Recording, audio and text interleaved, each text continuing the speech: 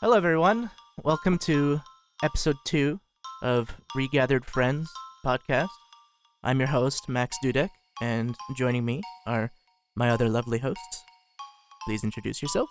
Yo, I'm the crazy one. Today I sound like this. Indeed. I am the slightly less crazy one. No, you're a normie. I mean, that's one way of putting it. The right way. I'm the one who wishes he wasn't. No, you're way better than that. Hi everyone, I go by the username Makuta Mutran, and I'm joining Regathered Friends for the first time as sort of a guest participant. I'm going to be reading some material together in a compilation. Indeed. Wait, is the stuff that I've been bad-mouthing your stuff? No, you were reading the full version that was like a combination of their stuff and the original stuff. Oh, this whole thing is your stuff. Enemies of Metru. You're confused. You're speaking tongues. I don't know what you're talking about. You read the right material. I read what you link me. I don't actually read the titles of the chapter titles. I just read the funny words. The funny little words. Where the characters talk to each other and do stuff. Speaking of what we were reading, that's actually the first story we'll be covering today. Enemies of Metru. Not entirely in chronological order, but unfortunately our guest has limited time this week. Yes. Specifically, we're covering the new chapters, which are the Metru comic companions. Levi forgot to read it, so I'm gonna tie him up in the corner and just untie him when we're ready. I did not forget to read it. I will be sure to put like some duct tape on the Toa Stone this week. Yeah. Maybe a ball gag. Am I allowed to mention bondage live on the radio in Canada? Are you a chaste country? Should I put coins in the jar? Should I just start putting coins in the jar now? You can do what you did last week and almost put a coin in the jar. Yes. So, we begin with a recap of the Metru comic companions. So, the prologue starts. We have Anawa, Wenua, and Nuju. They land on top of each other in the Colosseum when they were sucked into that portal in the movie. Into that vortex, I mean. I always wondered about that. Like, they just, like, opened up a tornado in the bottom of the Colosseum, and then the next time we see them, they're in Makuta's prison in Metru somewhere. I can maybe add some background to sort of where this came from. Absolutely. Yes, go ahead. Yeah, so this project started way long ago when I was naively thinking that Bionicle was a dying brand after the line ended, and I was one of the few people left. I was like, I have to save all the serials and online material before it goes away. And this was before I knew about Biomedia Project, Wall of History, Biosector, all that good stuff. But Wall of History and like Biological Chronicle, I don't think would have even existed at the time, depending on when these were written anyways. Yeah, I think they did come about at the late series, so I think they were around. I just didn't know about them when I was doing my compilation efforts. But I started very backwards by copying the text from the web pages. After I did find them, I was like, oh, cool, this is, Brothers in Arms or Dwellers in Darkness. And I copied that to a Word document and printed it off to join it with the books. And then it took me a long time to realize this is stupid. I can digitally combine and interweave and streamline the books and chronicles and novels and information all in one digital text. And so that's where this all came from. And throughout that compilation project endeavor, I did find other projects from Crossfire Geeks and Biological Chronicle.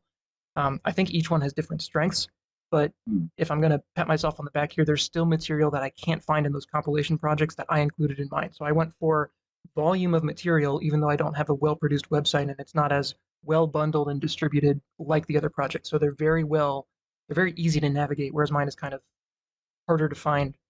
So in any case, to this story, when I was compiling the 2004 timeline, I realized there's the book, there's the movie, and there are the comics. And the book and the movie are pretty well hand in hand. There may be a few extra sort of textual things in the book that weren't explicitly shown in the movie. But when I say the book and the movie, those are almost hand in hand. Right, and there were things like the low rock scene that was in the book because it was based on an older script, but that was like entirely cut from the movie. Right. or certain quotes, and then of course you always have the advantage of in a movie it's hard to exactly show what a character is thinking when you can't express that in text. So, but yeah, that's a perfect example of the low rock. But when I was going through the timeline and I found on Biosector and we read Enemies of Metru in this comic, this is a scene that shows them somewhere nebulously in the timeline after falling through the floor in the Colosseum, but before we see them trying to escape later, and then they meet Draga Lika. One of the things that bothered me the most, I thought, okay, that's fine. If we go through the comic, we see at the end of the comic that they wind up in prison cell, and I thought, okay, that's fine. This could be the cell. But there is a line in the comic that specifically references the fact that they still have their Toa tools, and the book and the movie go out of their way to show that they don't. In fact, I think it's been so long since I looked, but I'm almost certain. One of you can correct me if I'm wrong. That in the book there's a scene where they retrieve their Toa tools after escaping with Lekon, and you don't see that in the movie either. That was and they leave. Okay, this is a scene that I do know is missing in the movie, but in the book is that Onawa mind controls a Rahi to help take them from the prisoner of the Dark Hunters to the archives where they meet Vakama, Nokama, and Matau. So to me, there's this glaring hole in the timeline.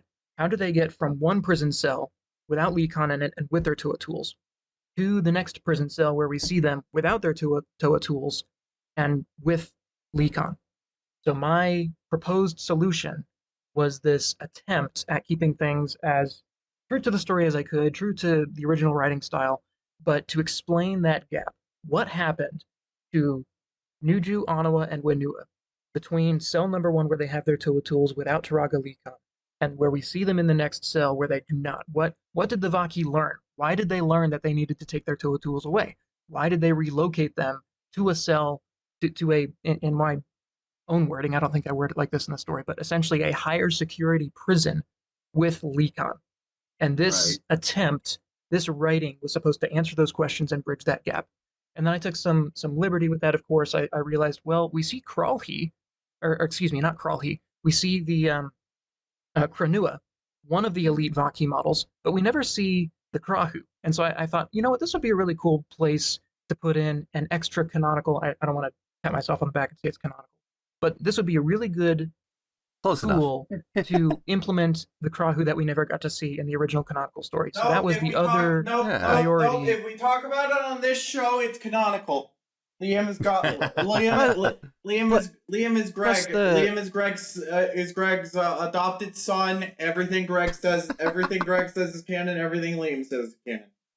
Oh, So, hello, Plus the Krahu was definitely canon. It just never got to appear. So I think that's a perfect thing. Credit where it's due here as well. Yeah. It's like it is definitely a plot hole how they got from A to B, but it must have been challenging to sort of skirt around the idea that the Vahkiti would allow them to keep their Toa tools in a prison cell in the first place, Right. because that's just incredibly stupid. I wanted to, that would have been the easier solution, would just be to say, you know what, that was dumb, they got it wrong. But in the spirit of trying to keep things as legalistically accurate to the original story as I could, I was like, you know what, we can do something with this. Something we can add here. We can let the Vahkiti have their stupidity moment as a treat. Right. So anyway, I'll stop my introduction there. That just kind of shows, that outlines what the original questions were and some of the motivations for where the ideas came from of what I wanted to include in this scene and why this scene. That's the preface that I'll give. Thank you very much. The Vahkiti can hold the idiot ball as a tree. So, they landed on top of each other. They bicker and are surrounded and stunned by the Vahkiti. In chapter 1, they wake up, prison on a Vahkiti transport. Oh boy. We love those, don't we? Definitely. One of my favorite vehicles. I especially like the attention to detail here where they, it has been mentioned. I don't think it was ever mentioned in any of the stories, but it was one of those post-canonical explanations from external sources where it's like, oh, the reason they don't use their elemental powers is because it was spent by their fight with the Marbuzak and Kraka. And I think that was really nice to include here. Yeah, I like that mention. I think that's actually mentioned in The Darkness Below with their conflict with Kraka. Yeah, they were weakened even further after their fight with Kraka, but from books 1 and 2, I guess not book 1, that was the Great Disc, but in book 2, Trial by Fire, there's a few lines in The Darkness Below that specifically reference their elemental weakness relative to Kraka's after the fight with the Mohawk. So there is a line Okay. canonically in the book. It's been a long ass time since I've read those books, so. Ass! Into the jar it I'll goes! forgive your memory for being a bit fuzzy. Oh, damn, I knocked a penny off. That's another I said the D word. And also I said ass. I said ass twice, 3 times. Fuck. Well, now we're off the radio. Goodbye, everyone. Ass. Ass. All right, enough.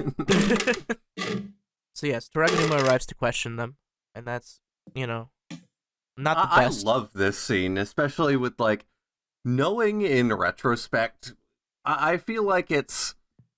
I don't know if the story was written with the intention of the viewer knowing what Duma's true nature is, but it adds an extra layer to it.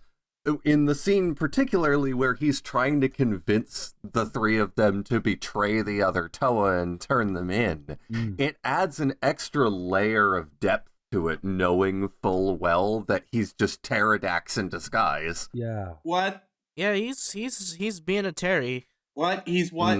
He's what now?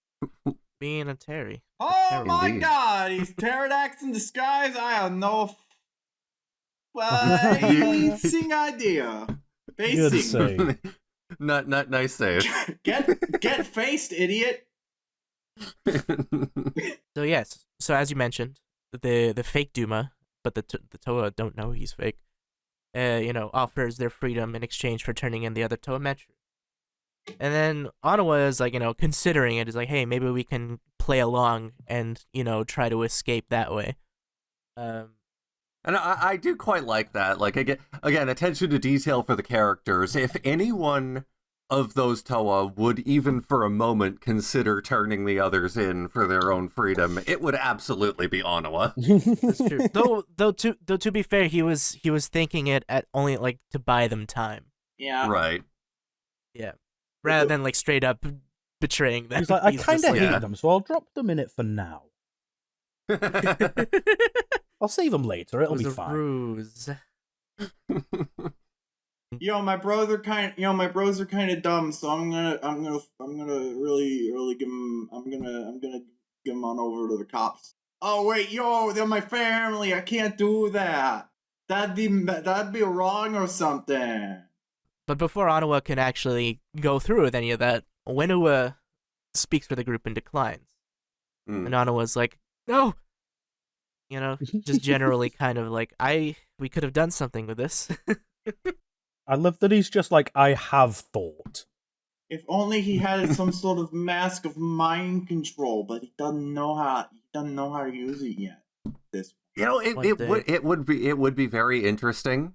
I know it's pretty well impossible to write at this point because they never encounter each other until it's already revealed anyways, but it would be very interesting to see Onawa try to mind control the false Turagaduma, only to just be encountered. He would presumably encounter just an impenetrable mental shield, and that would be very confusing to him, I think.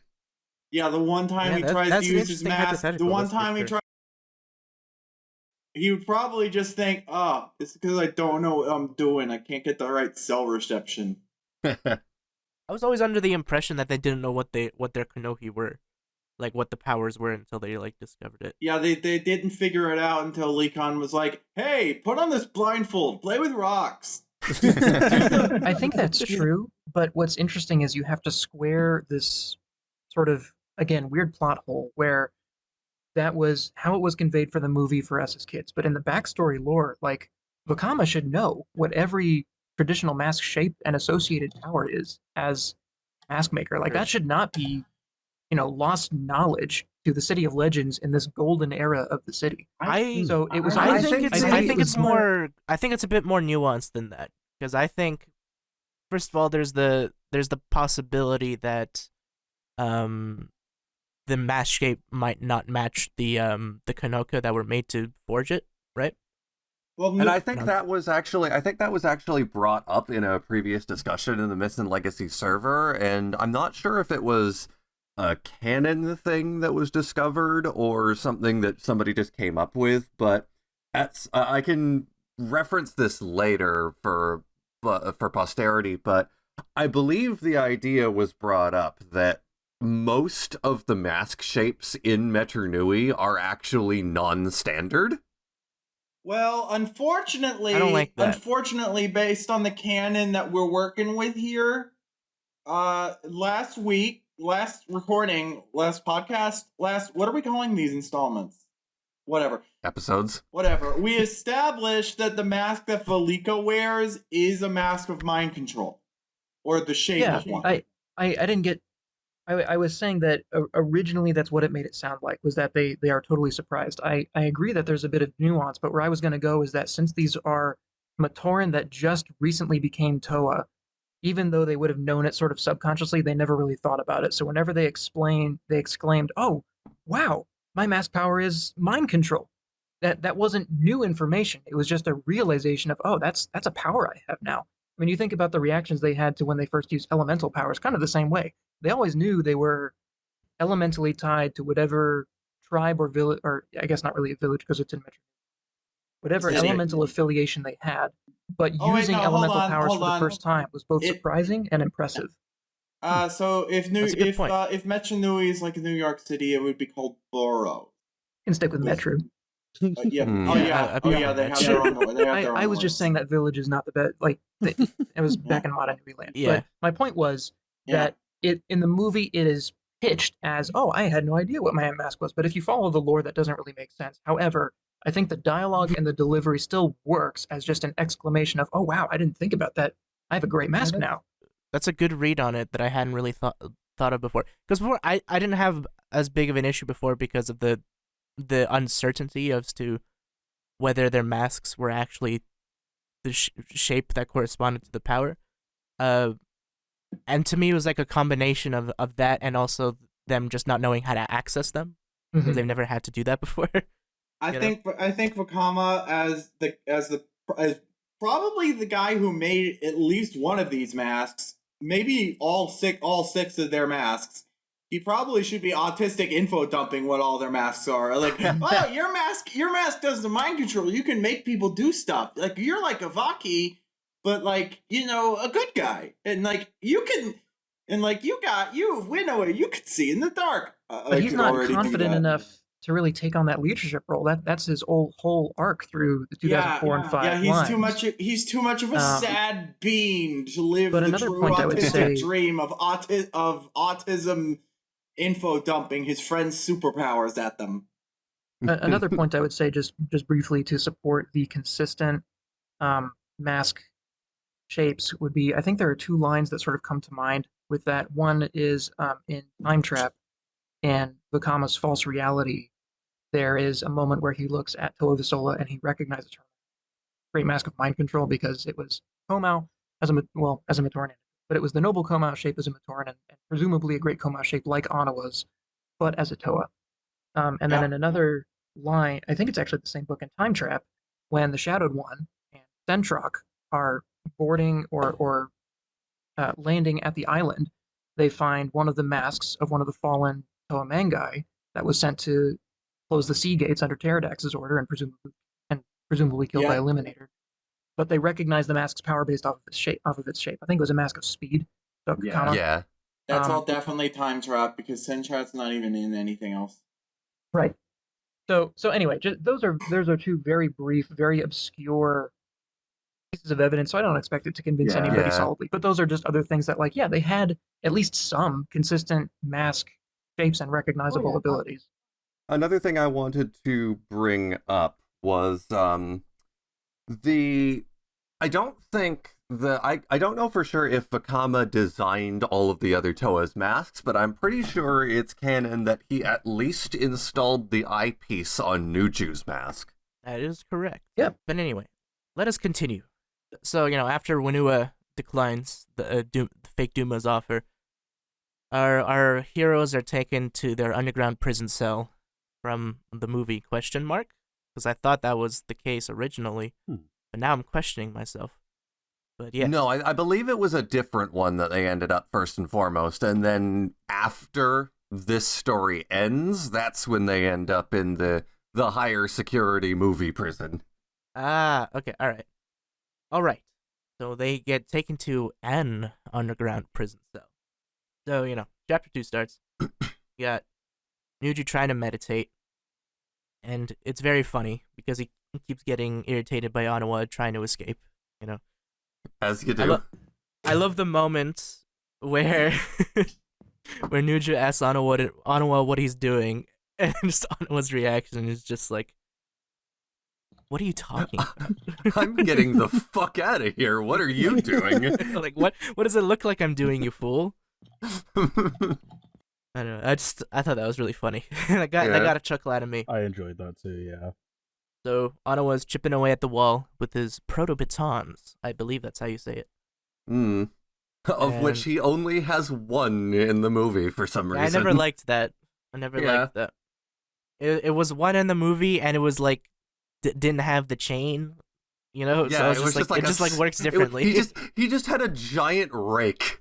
It was like a pickaxe. So Anawa breaks through the wall. Then he tells Wenua to start drilling to get through the rest of the wall to tunnel their way out of there. Wenua at that point is just like, sure, fine. Whatever gets us out of here. Exactly. Nuja is just like, I don't like this. We're not thinking this through. And the alarm starts sounding. They start escaping.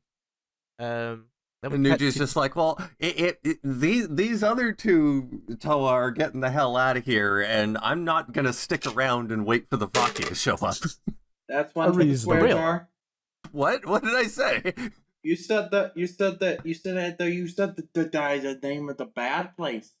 Heck. Oh. That doesn't count. That's okay here in Canada. Hey, if it's good enough for Shadow the Hedgehog, it's good enough for us. HE double hockey sticks. See, we like it here because of the hockey sticks. Are we is that the level we're at? We are the Shadow the Hedgehog of Bionicle podcasts. You almost made me spit out my water. We always have been. Where is that damn sixth great disc? Swear jar. Anyway. So then we cut to Duma, right? And he's telling the Vahkiti PM The Vahkiti to apprehend the rest of the Toa Metru that we see in the comics that got released, which are Vakama, Matau, and Nokama. Then we go back to our actual heroes, the ones in the new content that we're following here. Anawa and company, they catch their breaths. They start searching through the other cells, and and then they find the records of human testing. Yeah, this bit, this actually really. What the heck is what the heck is a human? This had echoes of You were the saying, Levi? etchings in the towers, in the Tower of London. This had echoes of those. It was a bit grim. Oh, for real, doesn't it? Did I not read this part? What are we talking about? I don't remember that. I've been to the Tower of London and I don't remember that. There's framed etchings that you're not even allowed to, like, they framed them so that you can't even, like, poke at them. But yeah, they don't want to ruin it. Yeah, of Latin inscriptions of people like, "Woe is me." Hi. What are we talking about? The Matoran that like scrawled in the walls when they were tested with Matoran spheres. Oh yeah, that I remember that. Yeah, I was just like, what? Human experimentation? What? Oh yeah, I remember that. That happened. Okay. Yeah, and I thought that was like that was. It was dark, but it fit with what you would expect from that kind of. How do I put it? Those spheres had to be tested on somebody at some point. For real, And I I think never this really was thought the about best it. way to integrate that. This is why the SCP I like that idea a lot too, Foundation's because it was something I had never really thought about. But but you know, once I encountered that in the start, I was like, oh yeah, that, of course, that just makes sense. You know, that's Yeah. That's a very of Makuta course thing it to had to do. happen this way. This is why the SCP Foundation has all them D clans. Yeah, Matoran's a D class. Sometimes I hadn't read this portion before with the Horn Spheres testing. I guess it does make sense. You kind of wonder, you don't see the testing period. So as an engineer by trade, you don't see much testing going on in the Matoran universe. Like, oh, does the Toa tool work? Does this matter? But I do think that it's an interesting plot point for putting one piece at a time for the whole 2004 conspiracy. I really like there's a line where they are wondering, what's going on here? Why are the Vahkiti acting up? Is it the Dark Hunters? So I like the red herring there. If you have these more obviously sinister antagonists, sort of pulling and tugging on the reader as well, for people who might be new to the story. Again, I'm coming at this with a compilation story. If I, one day I'm going to have my kids play with my uncle, I'm going to read the story to them as they are going through this as a new reader with everything streamlined. What are they going to be thinking? And how can we, in this, where it's sort of a mystery of Metru Nui, how do we confuse the reader more or keep this less obvious than it would be to everybody who grew up with it? So I really like that line. I almost wondered at first, like you were saying, is it too dark for the story in general or for the time in which this was written? Again, I think of this as sort of the golden age of Metru Nui, high society, high technology, and I kind of like that it's almost one of the slips down the slope into the darker stories of 2005 and 6. Absolutely. Because otherwise I think it's a very abrupt perfectly change. Sorry, go ahead. I'll stop there. I was just going to say, I think it's perfectly in character for Pterodax as well, who we would later find out in stories like Maze of Shadows was an avid tinkerer, even with like Rahi and other intelligent beings, where he would have different iterations of his creations, and they'd all just be like these abominations that were in constant pain and had limited life cycles. So it doesn't seem out of place at all for this to be here, because it's just hinting at some of the darker things that Pterodax has been doing in preparation for what is to come. Definitely, he's the big bad. Yeah, so it fits for them to stumble on it, but and I guess this is in the larger context of the betrayals that the Toa are on the run, and the Turaga, which otherwise usually bears a Bears? good sort of protector name to it. So I do think it fits, but it was really a turn for me. Like, oh, I don't know how I feel about this. And then I thought about it more. I was like, yeah, I like it. I think I like it for these reasons. But I did have to go through that process of really thinking about that and how it fit or why it fit. I'm glad it was in there. Yeah. I like that. I like that type of stuff. I think for me, that's something I appreciated about Bionicle in general. At least like, because when I had started reading the books, was just before they had started really doing that. So it's like, to me, that sort of, I don't know, aesthetic or like imagery, stuff like that, is just very like what part of the identity of the series for me personally. So I'm glad it was in there. Yeah, and this was definitely around the point where they, out of canon, they started experimenting with more darker themes, ultimately, leading into 2006, where they just completely mask off with it. Yeah. I really did like that about... They can't take their masks off, silly. Their writing will get half as bad. They can't take their masks off, silly. The writing will get worse.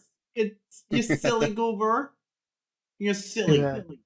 To Max's point, I did like how the story seemed to evolve with the reader as the reader gets older. I like it when other stories do that. The other example that comes to mind, Potter series, starts off lighthearted and fantastical and fun, but as you grow with the story, you see more of the layers being pulled back and more complexity. In this case, what we're talking about, more darker themes. Yeah. And not to get off onto a whole tangent or anything, but I do definitely think that that's part of why the story sort of didn't land quite as well when they tried to do a soft reboot in 2009, because they kind of backtracked on a lot of that evolution and sort of went back to basics with it. Yeah, I understand the corner they sort of wrote themselves into there. I think the best comparison I had for that was like, you want to figure out what's going on in movie 25, you have 24 movies to catch up on. So Yeah, exactly. absolutely. Everything's so like interconnected. By the longer it goes on, right, which the harder it is for new people to get in. we loved as long-standing fans, but as they were trying to attract new people, I saw the appeal for it.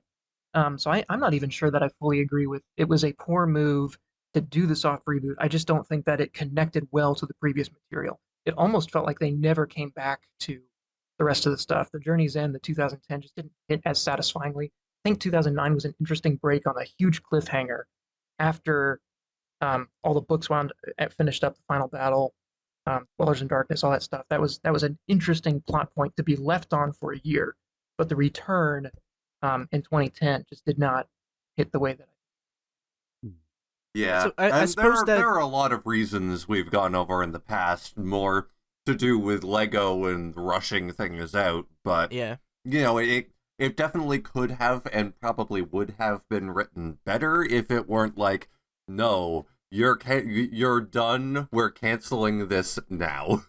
hmm I do think, in fairness, though, and this is the last thing I'll say about this tangent before we get back on track. I do think that when you include like the extra material, like the serials from 2009 and 2010, I think it still like keeps it pretty connected to what came before, because like Reign of Shadows, was it Reign of Terror, or Reign of Shadows? Reign of Shadows. Reign of Shadows, yeah. Reign of Shadows. Because there's like references to like the Glatorian species in it, so it's still like sort of referring to concepts that were introduced in the 2009 soft reboot. So to me, at least, when you include that, it still kind of like connects pretty well. But I think definitely that's valid to say if you're only looking at it from like the mainstream sort of portion of the story.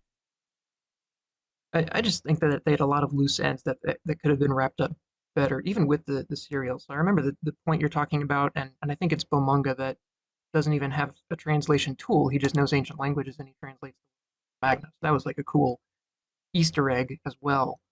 Yeah. Just all the different perspectives you had.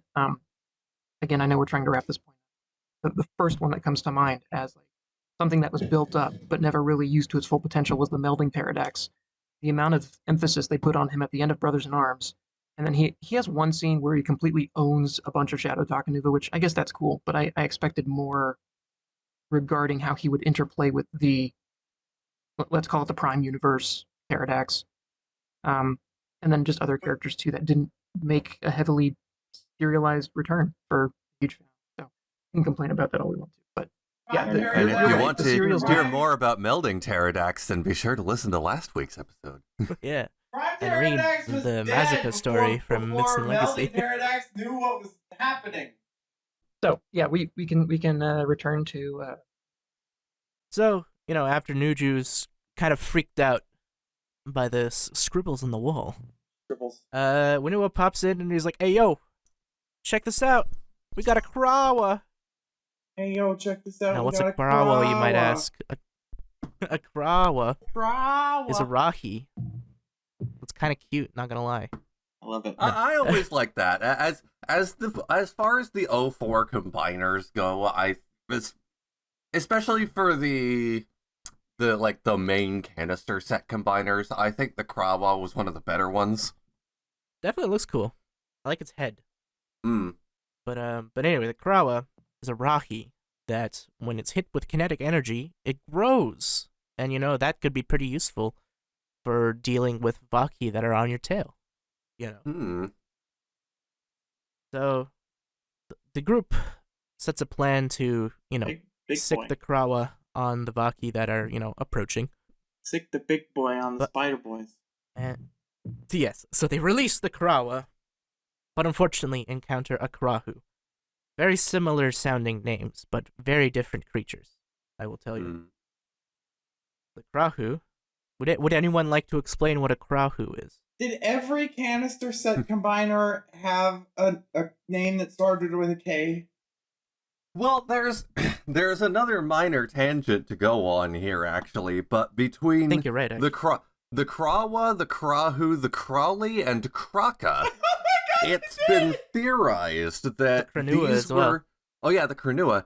It's been theorized that these were names that were originally supposed to be attributed either to, I think it was Rakshi or Shadow Toa or something to do with Makuta, since they all share the Kra prefix, but the names never got used in that context, so they were just, pulled off of their sheet of legally approved names and recycled for something else. You know what? That makes sense. Yeah, that would make sense. I never thought of that. Technically, all Rahi are something that Makuti did. Made by the Makuta. Yeah, that's true. All Rahi should just have Kra in their name. Yo, what if their scientific? What if their scientific name, like we name all of our animals Latin stuff first, and we call it science. What if Makuta names all of their? What if the Makuta name all of their stuff with Kra prefixes, and then some Maturan marketer is like, we're gonna rename that to something else because they can't all start with Kra. That's stupid. Yeah, that's too scary. It's too scary, and also it's believe stupid. that. That's too scary, and also it's stupid. Anyway, a Krahu. Anyone want to explain what a Krahu is, or shall I? I'll do that briefly from memory. I don't have Biosector up in front of me, so someone might be able to fact check. You have, speaking of different names, so the Kralhi was the prototype of the Vahkiti for keeping order in Metru Nui, but they were too powerful, leaving workers both intimidated and often too weak to return to work. So the Vahkiti, with its 6 different, can't really call it breeds because they're machines, 6 different types of enforcers to keep order in the city without doing physical harm to the Matoran. And For now. Exactly. By design, to not do physical harm. And then for larger forms of disorder, so not just Matoran not doing their work, this would be sometimes used offensively when needed to against the city, or for Rahi control, occasionally with the help of whatever Toa was in the city. You had 2 elite models of Vahkiti used for crowd control or extra protection. You had the Krenua, which shows up canonically. I think it's in Maze of Shadows as they're returning to the city. That's and correct, yes. It is big, strong, bulky. I don't remember if it can shoot any kind of beam or energy. I think it's just a brute force turns machine into that can sand, transmutate, pretty sure. yes, into sand, kind of reminiscent of Zacton's prototype condition. Being able to slip through small cracks, being able to travel, being able to spy, things like that. The other model that we never got to see canonically was Rahu. This is, and I don't know if there was, how intentional this was, but I remember back in the day pointing out, hey, one looks like Kreka and one looks like Nidhiki. So the Krenua kind of looks like the big hulky Kreka, and the Krahu kind of looks like the spider-like insect like Nidhiki. It has 6 legs, and its main ability was being able to separate into smaller forms of itself that could all act independently. So even if it was separated by will or by an attack, it could still function independently. Each component could, and then reassemble and come back together. Again, it's tall, it's strong, and I think one of the other abilities was that it could create an electric field shock with its individual components when separated, or as a coalesced body.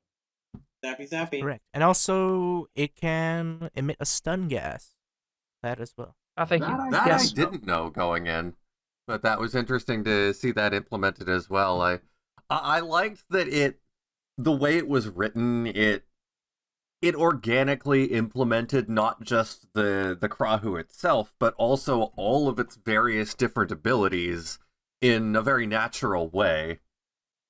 Yeah, I That's know. the intent. It was if this is the only tool or the only time that we're going to have to see a Krahu, we need to find a scene that does it justice. How can we do that? And Yeah. We gotta pull out all the stops. We gotta show off all the Well, features. Buy the toy. If this was Exactly. the one time you get to show this thing off, you did a good job. Whoever wrote it. Yeah. Was it you? I don't know. Yes. Yay.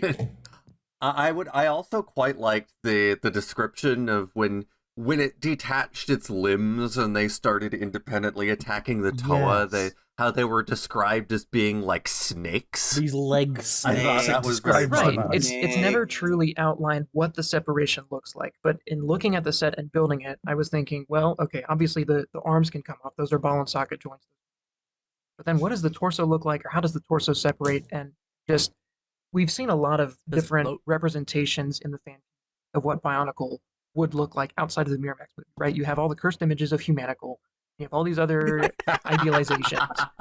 The closest thing for me that came to mind was Transformers, where you have it's all mechanical, but it fits together so organically, it starts to blend the line between synthetic and organic. And of course, we know that many Bionicle are biomechanical, but for the Krahu, it's totally mechanical. However, I still was thinking about, okay, this thing has scales, it works together, and then the torso could split apart. But then once it splits apart, how is each part going to function? It's like, well, snakes are creepy. Let's do snakes. I do quite like it. Fuck off. In the jar. Yes, I already did it when I said it. That one was worth it. That one was worth it. No, I quite like how it was described as being its movement was almost uncannily organic. I like that language a lot.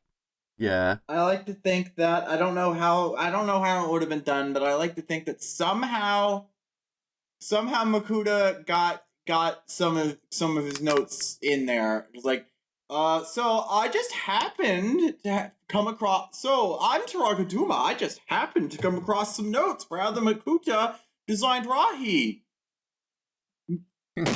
Make a police drone that works like this. Taragaduma just like slips an extra note into Nuparu's workshop. It's like, here, make this Try one this. too. Make this Here's an I've got a extra pitch little for you. design for you. I totally didn't base it off Krata or anything. Make this you're going in the ball. Anyway, moving along.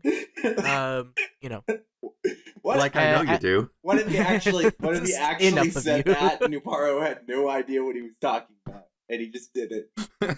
Like, okay, Right. okay, boss, in the ball. Bad engineers go in the ball. Bad engineers go in the So- ball.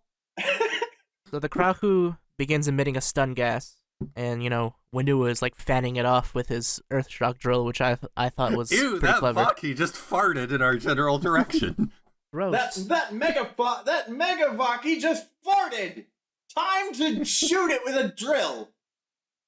I'm gonna spin my hands real fast, see if the stink goes away. This is such great. I mean, that's kind of what the earth shock drills are like, to be honest. This is At least such to me. creative. This is such creative use of mining equipment as a fan. It actually really I is. do yeah. like that, yes. to that was- deflect farts from police drones. I do think it's very creative, actually. Yes. Well, I think we know the name of this episode now. Oh, Using God. mining equipment as a fan to deflect farts from police drones. The movie. We'll workshop it. Yeah, we'll I am the workshop it. workshop. Okay, moving on. So as Winua's kind of dealing with the Krahu primarily, Nuju and Onawa are fighting off the advancing Rahi.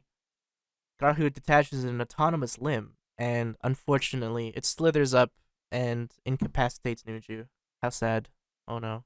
Mm. And then it decides to up the ante and detaches 3 of its limbs to stun Onawa, which is crazy. I was just like, damn, bro. Wow, that's It's crazy. all 3? No, I mean, not all 3, but 3 of them at once? The grip. The one thing that did catch me a little off guard in this whole sequence of events is after the point where it just detaches all of its limbs, apparently the Krahu can fly? Yeah, well, I mean, the But I Vahkiti guess can it fly. makes, I guess it makes sense because the Vahkiti can fly, but it just the visual in my mind of just like this limbless flying Just the torso. snake with a Vahkiti This head, headless thing. just I hovering mean, all snakes are there limbless, aren't they? menacingly. Look, I mean, okay. I guess. Have you ever seen one of those quadrupedal robot drum? Of course you have. You've played No Man's Sky. You know the ones I'm talking about. The dog. Yes. You ever seen those Yes. dogs? They're friggin' weird. They're friggin' weird. Yeah. Imagine one of those could fly. I mean, I guess it's no weirder than when Nadiki and Kreka decide they can fly in the movie, so... Yeah, Everyone flying police drones that throw legs. That's friggin' weird. That's friggin' weird, and it's gonna look flight weird is very no matter common what. power. No matter what. Even if Taraga Duma was like, make it not look weird or you're going in the ball. You know, it is interesting, and I almost wonder if this was like a Miramax, like, Creative Capers thing, where they just thought, well, the Rakshi can fly, so we're just gonna make all these other random characters able to fly as well, Everything and Greg can just fly! had to roll with it. Everything can fly. You can fly. You can fly. You can't fly. Like, what was there any indication that either Nadiki and Kreka or the Dark Hunt, or not the Dark Hunters, the Vahkiti could fly at all before Legends of Metru Nui came out? I mean, in the sense that they showed it in the comics.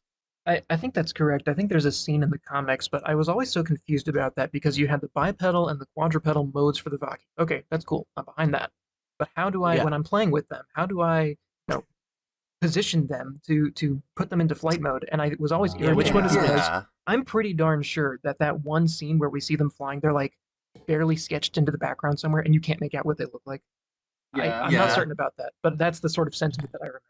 But I do think that there's a scene. Yeah.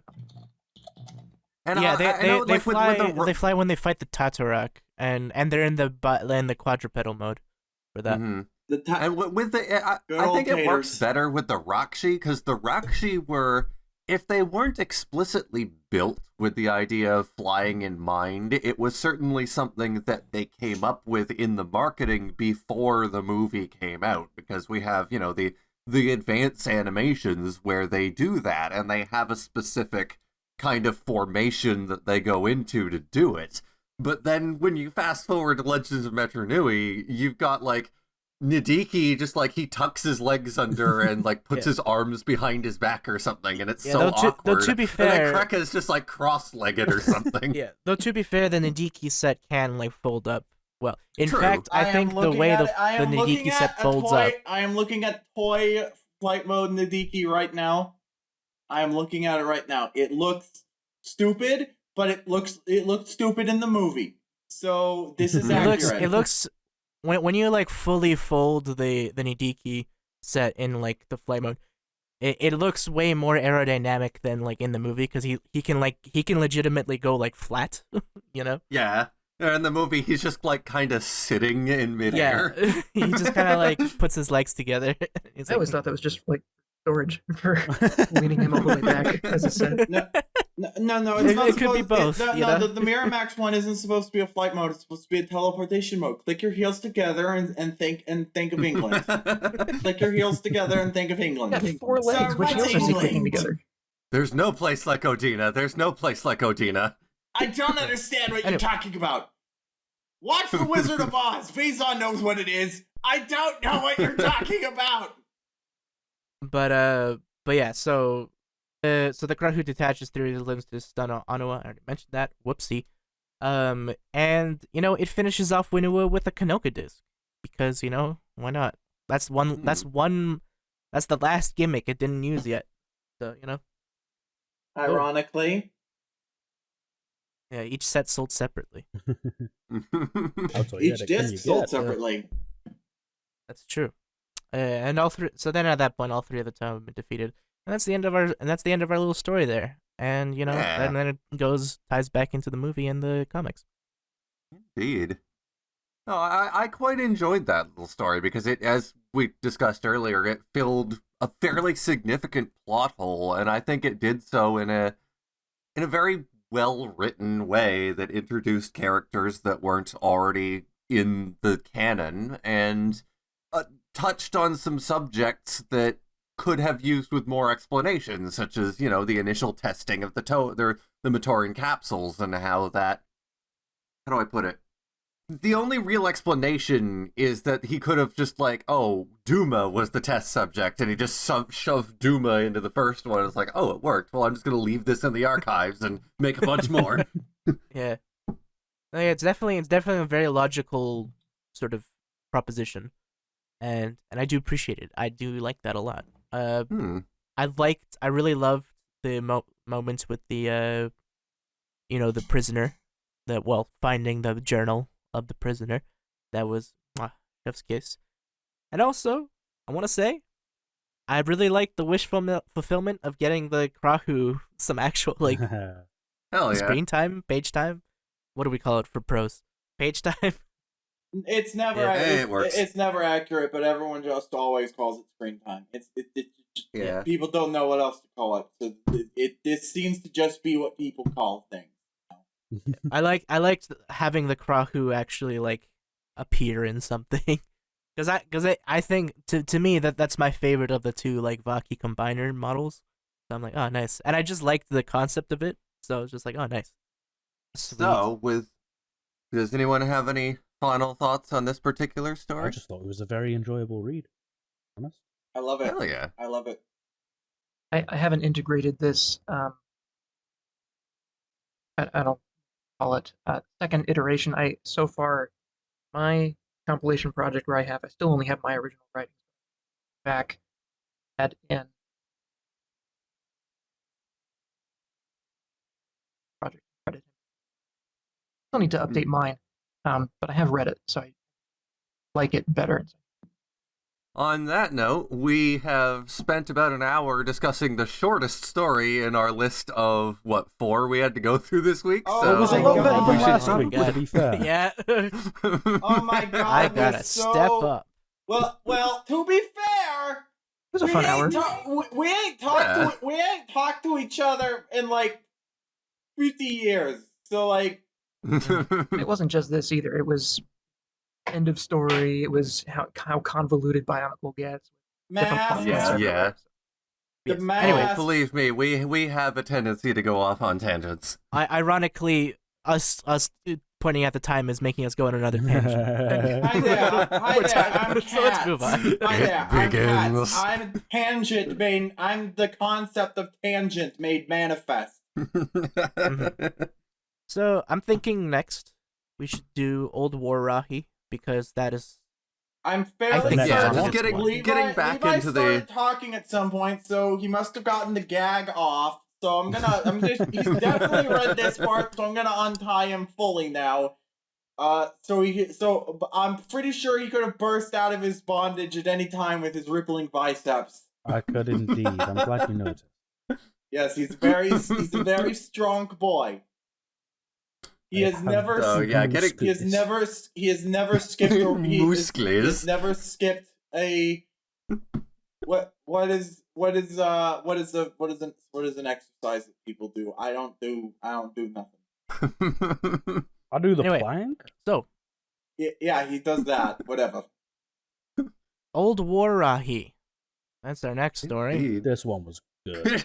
I just my first. I know it doesn't come up until later in the story, but literally my first note, and I have to bring it up now, and I've kind of hinted at it in our discussions over the last couple of weeks.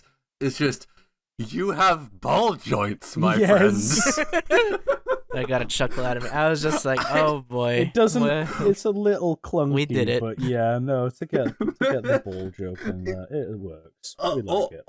Old War Rahi was like I think it was the first and only MNL original that I had previously read before going into this. So I had known about that joke for some time, and I could not wait to just discuss this on the show, because it's so stupid, and it's become such a meme in the server that it has its own emote. Are we gonna That's hilarious. start? Are we I gonna need to start use it. reading? Are we gonna start reading about them using ball socket as an insult? Our story starts at Daxia. Rudaka is roused from his sleep by our man Hydraxon. You remember him.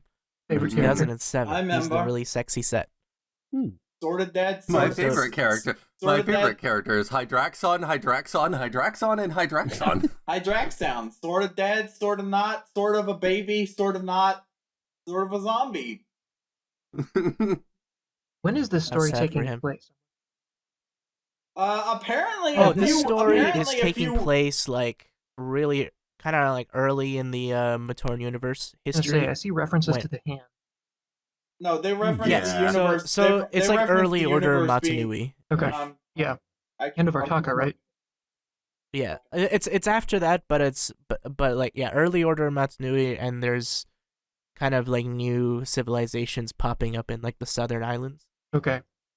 It basically covers. It was mentioned at some point in canon that Axon started off as a warlord, and that's what which was this always story is surprising to me. covering. Okay. Yes, exactly. Yeah, it's the origin story of Bertaka and Axon's friendship. And more importantly, taters. Yes, we get the taters back. We get taters. We get taters for the first time canonically. Oh, Indeed. His The first potato rocket. words out of the portaler. What? All right, so Bertaka's woken up from his dreams, and he's ordered to go to the war room, for a little meeting, for a little assignment. Helrix assigns Bertaka and Hydraxon to deal with a warlord that's terrorizing a southern island, which we kind of already sort of said who that probably is. Oops. So they go to the island. Warlord is revealed to be Axon. Whoa, who could have what a guessed? surprise!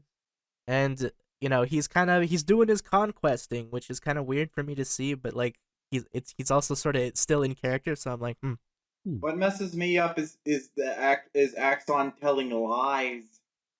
Yes. Yeah, he told lies. He told that's lies. what I wrote in my notes. Literally, he told a lie. Shouldn't that give So, him migraines? Axon, yes, Papa. Shouldn't Telling lies, but no, should, Papa. Shouldn't that be giving him migraines? What with the mask that he's fucking wearing? I'm in the jar. Double swear jar for that. I do think it's a nice contrast because obviously he presumably got that mask during his time in the Hand, just like Bertaka got his Olmec when he was conscripted into the Order. And I think Best you know, precedent. as we'll find out later on, the internal conflict with Axon between his actions and his ideals, I think plays quite well into having that mask. I agree. I think Axon is pretty like nuanced. And I like that. Agreed. He's a big. So, lad. he's kind of terrorizing these locals on this island. Who I don't know if these are supposed to be an established species or if they're just something new that's been created for this story, but I'm not sure. the closest thing I can think of is maybe Shadow Stealer's species, but I have no idea. Might be. I don't like know them. though. I didn't look into it. I didn't care. So he's telling the locals to bow to him, and then they're like, They're but just like, no. but the local asshole is worth it. There's only the one jar. locally. That's good news. In the The jar. local dickhead was In the jar. was like, hey, he's not they're not gonna like that. So Axon is like, well, so he lies. I and he's like, don't care. well, he lies and says, I've already united the tribes. And that is a big fat lie. So Axon goes and chills in a cave. Starts to rest his eyes. He almost dozes off. And then he kind of hears Bertaka coming, right? So he throws his axe, which is insane. In And the now his membrane. name is just On. His name is only Axon, and he's holding the axe. Now he's axe off. Yes. Haven't heard that one before. Thank you. I'm here all week. It was Time new isn't to real me. to me. Classic bionic I can make whatever dated jokes I want. And I had cheeseburger. Oh no. No, you Oh, can't. right. All right, we're getting off track here. We got time. We had a to kill. track? Tracks. Yes, I think we I'm just sort trying. of lay I'm it trying as to we lay the go. tracks for the train. So so he absolutely bodies Brutaka. And here's actually one of my favorite bits that like legit got a cackle out of me. Brutaka starts throwing pebbles at Axon. It's just hilarious. It's just like, oh, I've lost, I but I love might as that. well It's annoy like- you. Yeah, it's like these two characters are so equally matched, as has been established at this point by their fierce battle, to the point where it's like neither one is even the slightest bit intimidated by the other. Throwing the pebbles, man. That was great. In just about any fiction, when you got two characters that are evenly matched, they either come to an amicable decision about how to not punch each other, or they just start just being little friggin' immature babies about it. I love the latter. I love the. I Yes, love it. exactly. I love So it. after the throwing of the pebbles, they have their intense duel, and Axon is impressed by Brutaka, and he's like, "All right, I'll hear what you have to say, And then but I'll you gotta kill do later." chores for me, Yeah. buddy." I love that he's established that, like, yeah, okay, I can't beat you, but you're still gonna work for me. Yeah, I was like, "Oh my god." Well, The best part is like Brutaka would. I don't think he would have any of this under normal circumstances, but given the situation, he has to play along just to attempt diplomacy. Right, for real. he does a lot of that in impress. this. He's got to impress his babysitter. He does. Yes. Otherwise, he gets put in the pear wiggler. That night, yes, and we missed it. Yes, bad engineers go in the ball or the pear wiggler. ooh, No, the ball is No, we the just pear build it- wiggler. No, bad engineers go in the ball wiggler. I don't want. Well, actually, maybe. The ball is the pear wiggler. all right. Moving on.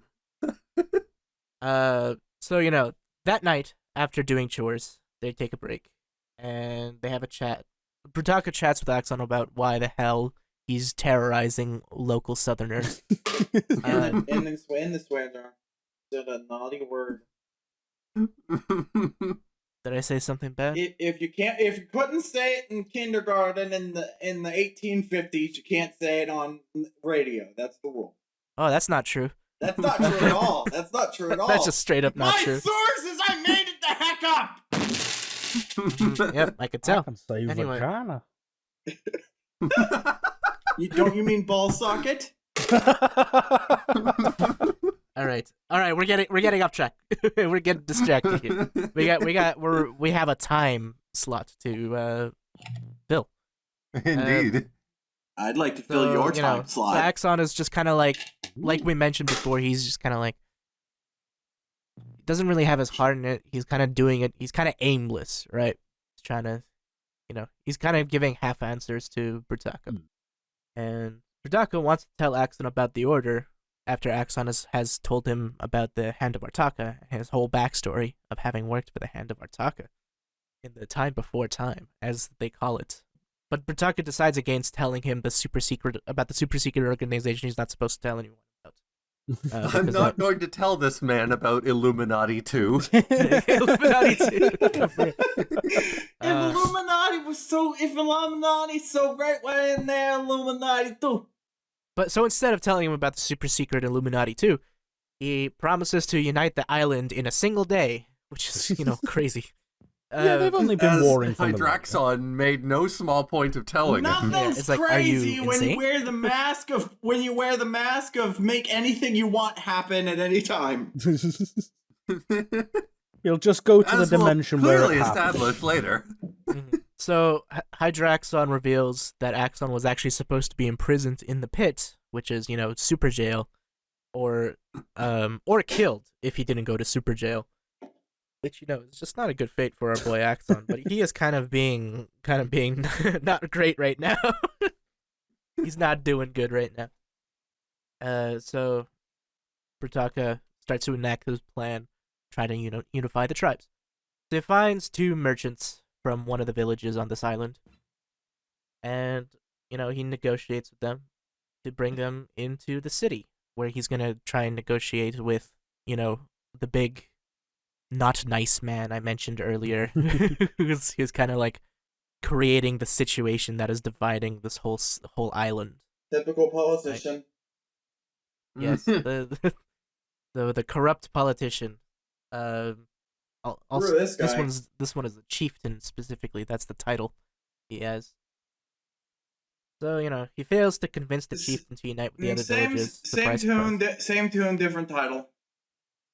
Yeah, so he fails to convince him because he's a stubborn mule. I thought he was. And then he drops a dinosaur on them. He gets sent to normal jail first, though. Apparently, the Olmec can just do that. He opens. He across all of time and space. He finds a universe where a Tatarok is exactly where at the location he is picturing in his mind palace, and he pulls it out of space-time and drops it on the island. I absolutely love how, I'm not sure what I was expecting going into this story initially. I wasn't expecting this! I love how it ties into that whole, so it's not exactly a plot thread, it's just a plot point that's brought up at 2 separate points where the Tatarak is dropped into Metru Nui, and then it's just confused. Later on in 2006 it's found out that Brutaka did that. I am so fucking happy! I really liked it, actually. Yeah, it was a good way to type out. I am so happy. I love this sharp, pointy lad. He's just so confused all the time. It also helps establish the exact point in the timeline, because now we know that, directly following this story is when Brutaka just hand waves the Tatarak into Metru Nui, and that's when the Toa Metru have to deal with it. Yeah, way later, though. Thousands of years later. The Tatarak hears his first words out of the portal are, what? Yeah, he's just constantly what and where and why am I? Where am I? What is going on? Why am I? The House of Commons. That's a good question. Why am I here? What is the answer? I ask that sometimes over here. Tell me! Anyway, so the Tatarak is, destroying the city. Botar, toothy grin man. It's just he is chomping at the bit to just take all of these assholes to the pit. Yeah, take all of them to super jail. He cannot wait. And so, Axon talks to Hydraxon, and then, that they see the Tatarak destroying everything. So then they start working with, they meet up with Brutaka, and they start working together to try and, stop what's going on. Fix it so, Put now. that thing back where it came from, or so help me. Put that thing Yes. back where it came from, or so help me. So help me. So help me.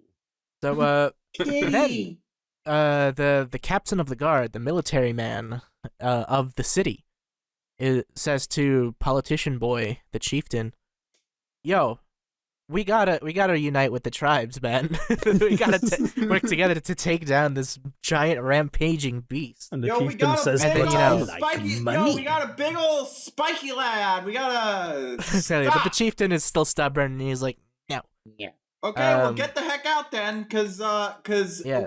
we care more about this big spiky Not lad than dying. we care more about this big spiky lad breaking all our stuff than we do about massaging your ego. So get the heck out, you dumb silly. Yeah, basically, yeah. So our military boy, says screw it, and we're gonna, and he, gets warriors from the other tribes, and they work together to distract the Tatarak. After which Brutaka sends another portal to it and sends it to Metru Nui. It sends it to Metru Nui. Well, I love how specifically, this battle only goes on for so long because Brutaka has tried several times to drop this Tatarack back into He's the got portal. the same plan and every time. it's caught itself every time. Yeah, it's like I'm not falling for that again. I do like the intelligence ascribed to it there. Yeah, Yeah. me too. The Haters Tatarack is a great like Haters recurring is great. character. He's very smart. His entire motivation for destroying things is he's fairly certain that someone out there knows where the fuck he came from and why the fuck he isn't still there. Well, that's definitely going in the jar. Oh right, I forgot we were almost on the radio. This is what happens when you make. And this is gonna be annoying to edit for whoever's editing this. I'm sorry. So the Tatarack's been dealt with. Ooh, kitty. The chieftain, is absolutely put in his place by his military boys, and he's stripped of his position, and Strip naked and sent on his way. nope, unfortunately not. This is Binkles. No one wears clothes here. Exactly, we all wear our armor is our skin. So the tribes agree to cooperate with each other, and that's happy. And Axon's like, well, good enough. All's well that ends well. I'll take it. Everything is on fire.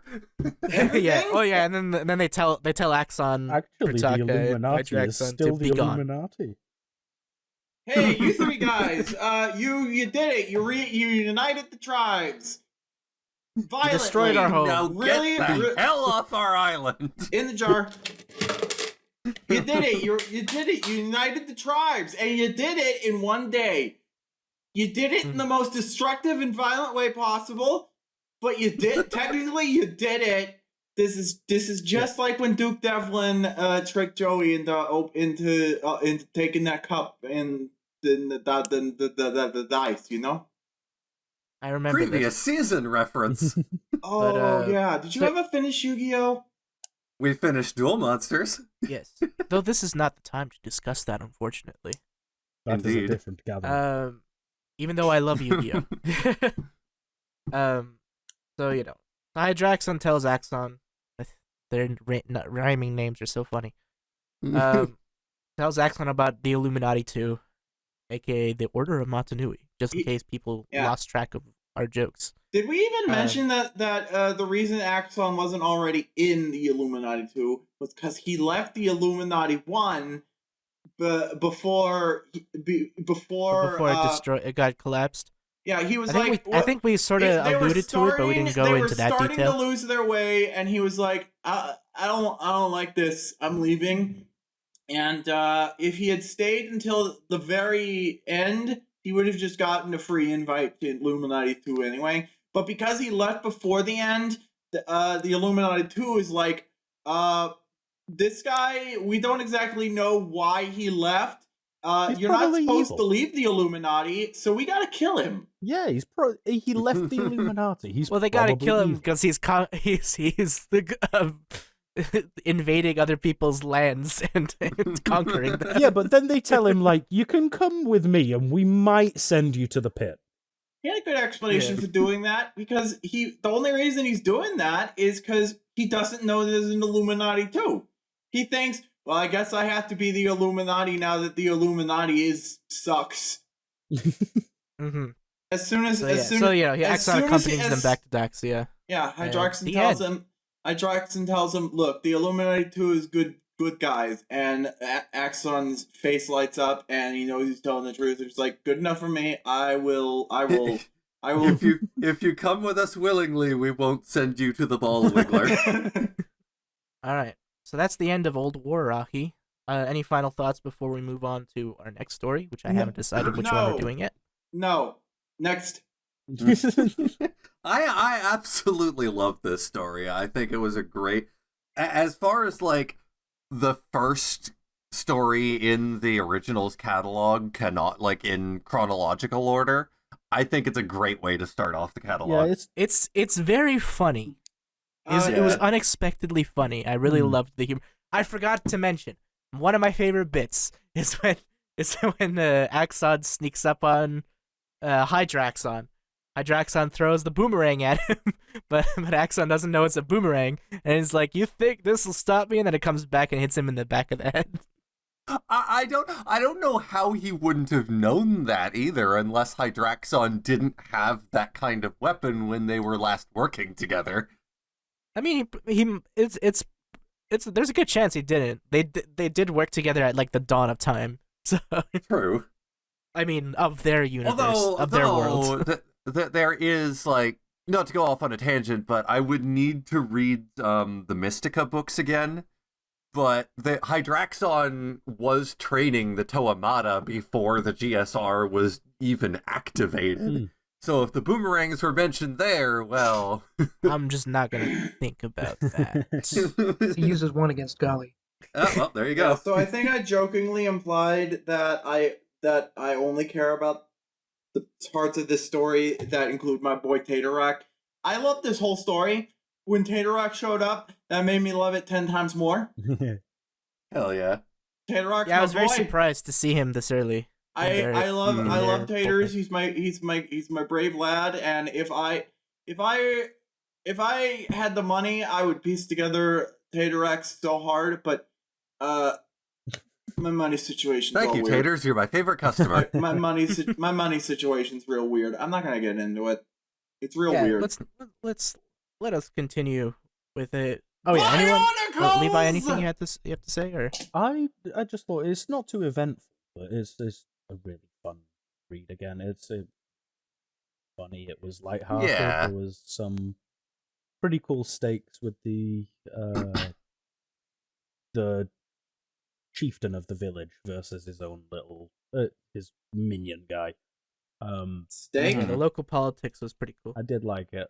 Yeah, What's this about? they're not all gonna be like Vision of the Great Beings, where it's like, you know, these stories are integral to the main plot. The main things we're going over at this point are like side stories and anthology stuff. I'm really enjoying it. And I think that they do that job quite well. Yeah. The ball wiggler. All right, Guys, I'm going to go ahead and jump off you there. got anything to say? Not a bother. Sounds good. Well, thank you very much for coming on the show. It was nice to have you. Yeah, thanks for having me on as a guest. I appreciate you Wait, changing we the order can- of the stories you were going to go Wait, through. wait, we can come on this show? No. No. No. In the jar. All right, have fun being No, that does not go in the jar. All right, thanks a lot, guys. I'll be on the Myths and Legacy site more often, though. I was looking through some of this. Good to be exposed to it, and I'm glad that Gonal was able to make put some of the compilation work that I did. So All right. anyway, Oh, thanks yeah. a lot. I You guys have love a you. good I afternoon. love you. Thank you very Or much. whatever time it is, wherever we are. I love you. Have a good one. We're international. Bye. All right. So Now that Now- Moving that right guy's along. gone, we can get on with the real podcast. What? Did somebody leave? Did somebody leave? What? yes, so So now. how about that Josie? Isn't she a bitch? Mhm. And Yeah. Anyway, Ugh. enough fooling around. Let us continue with understanding. Hmm. No, sorry, no. Yes, actually, yes. Sorry, Yes. understanding. I mixed no. up the I order of understand how I perfectly. put this. No, I no, misunderstood yes, my own no. understanding. Yes, no, maybe so. Understanding Bo. is pretty easy. You will find. Understanding is a story in Myths Nah. and Legacy Indeed. about Toahaga Kulis or Kualis, depending on who you are and how you say it. Hmm. Koalas. I read it as Kualis, but I say it in my head. I'm like Kulis. I always just go with the movie pronunciation, which is coolest. Yeah, he's cool. This is the origin story. This is the origin story of where koalas learned how to read. I'm going to be a contrarian Indeed. saying That's it's exactly Quaaludes. correct. Quaaludes? No. No, I desperately want my good boy to not be drugs. We can't have that. We can't have Anyway. drugs. Anyway, He raises quails. Liam. so cool. Liam. Coolest or boy? Are mentions of drugs allowed on the radio? We've just Depends. Strangely, I actually have data on that from previous conversations with the guy, and yes, that is allowed. Amazing. Okay, good, because we have talked about It's not strange. we have talked about Quaaludes more than anyone has talked about Quaaludes in the last century. So, Kulis, he's at Destral, right? Destral's where the Makuta live. I love that for them. So he's been assigned the task of feeding the Rahi in the pens. Well, Koala's here is annoyed because I was brought here to be the Makuta's personal Toa, and they have too many of those, so they just have me feed the birds and the rats. Yeah, so he's feeding some Rahi in the pens, and And a rat tries to eat him. they're spitting out this gross food he's giving them, and he's just kind of like stressed. He's like, I can't believe this is what my life has come to. Eventually, Kumanui, which is like a big cat, I think. Apparently, it's a rat.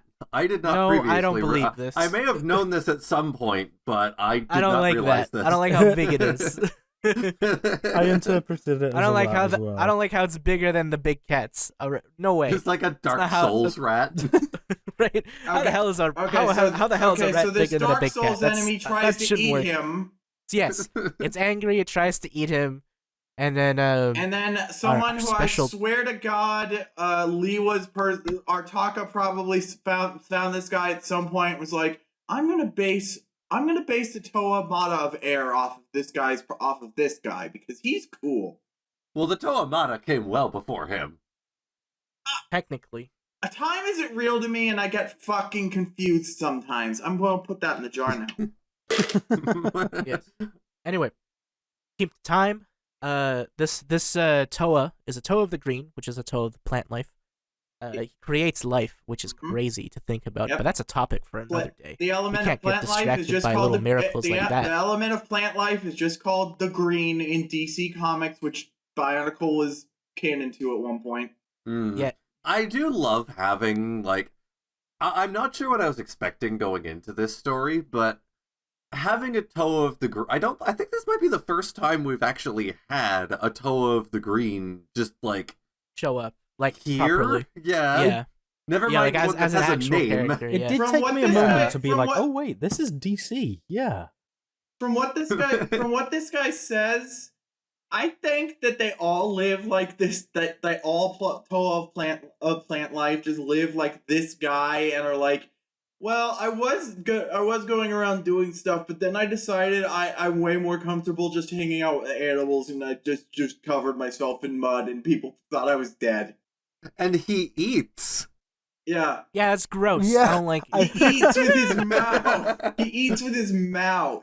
And they're like, He eats Yeah, with ew, his- what a gross. He eats Man. bula berries with his mouth in front of koalas, who's like, "Oh my god, that's rude. disgusting! Don't do that. Absolutely obscene. Be a civilized person and extract nutrients from it with your hands, like a reasonable entity that eats with their hands." Gross.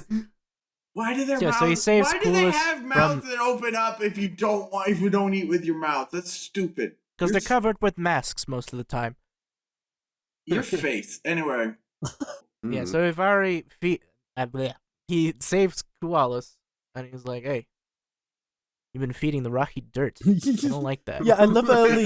It calls back to because earlier he's like, it has the exact consistency and appearance of dirt. Of dirt. Yeah, He's yeah, like, yeah. it's It a turns- dirt. You dumbass. Yeah, so like there are two bags of stuff. There's dirt and there's food, and koalas at one point stopped feeding them the food, stopped feeding the animals from the food bag, and Yeah, he started says it was feeding like them 3 from the days dirt ago. bag. And he never noticed, and the rat was like, "Stop feeding me dirt, or I've had I'm gonna enough." stop. I've had enough. I'm going to eat you now. I'm going to eat you to teach you a lesson." So, Ivari talks the rat down, a rat apparently, down using its own language, which is, pretty impressive because he wears the mask of translation, but he's not using it. And Coolus is like, what?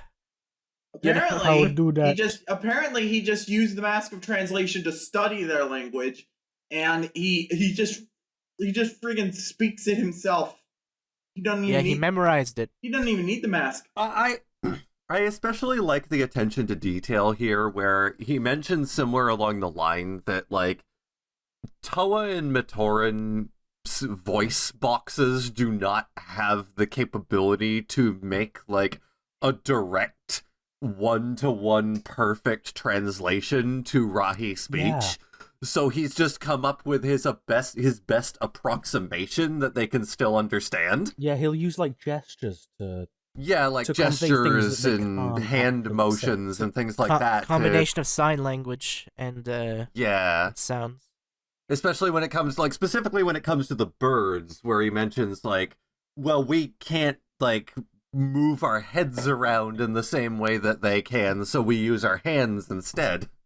And we whistle and we click and we make beeps and we do all sorts of other things. We're going to spend a lot of time talking about how to talk like a bird in this story. Wow, foreshadowing. So basically, Nuju always talks like a bird, and he learned how to talk like a bird from Koalas, who learned how to talk like a bird from this guy, who taught himself to talk like a bird by studying the birds and how to talk to the birds and learn to talk to the birds. And the birds learned how to talk to the birds from question mark. No. He establishes that baby birds learn to talk like birds from the bigger birds, who were babies at some point and learned to talk to birds from birds. Which came first, the bird or the bird? Above a bird is the word. Above a bird is the word. Don't you know about the bird? Everybody's heard about the... Shut the fuck... Hold on, I gotta slap myself. That really is just the whole thing of this story. The bird is indeed the word. Yes, but we can't put it that. Gotta go. So, weeks later, Kulis seeks out Ivari to learn how to speak to Rahi, because he's like, yo, that was so cool. I want to be like you. And it took him weeks to find this guy, and it turns out he's been living here.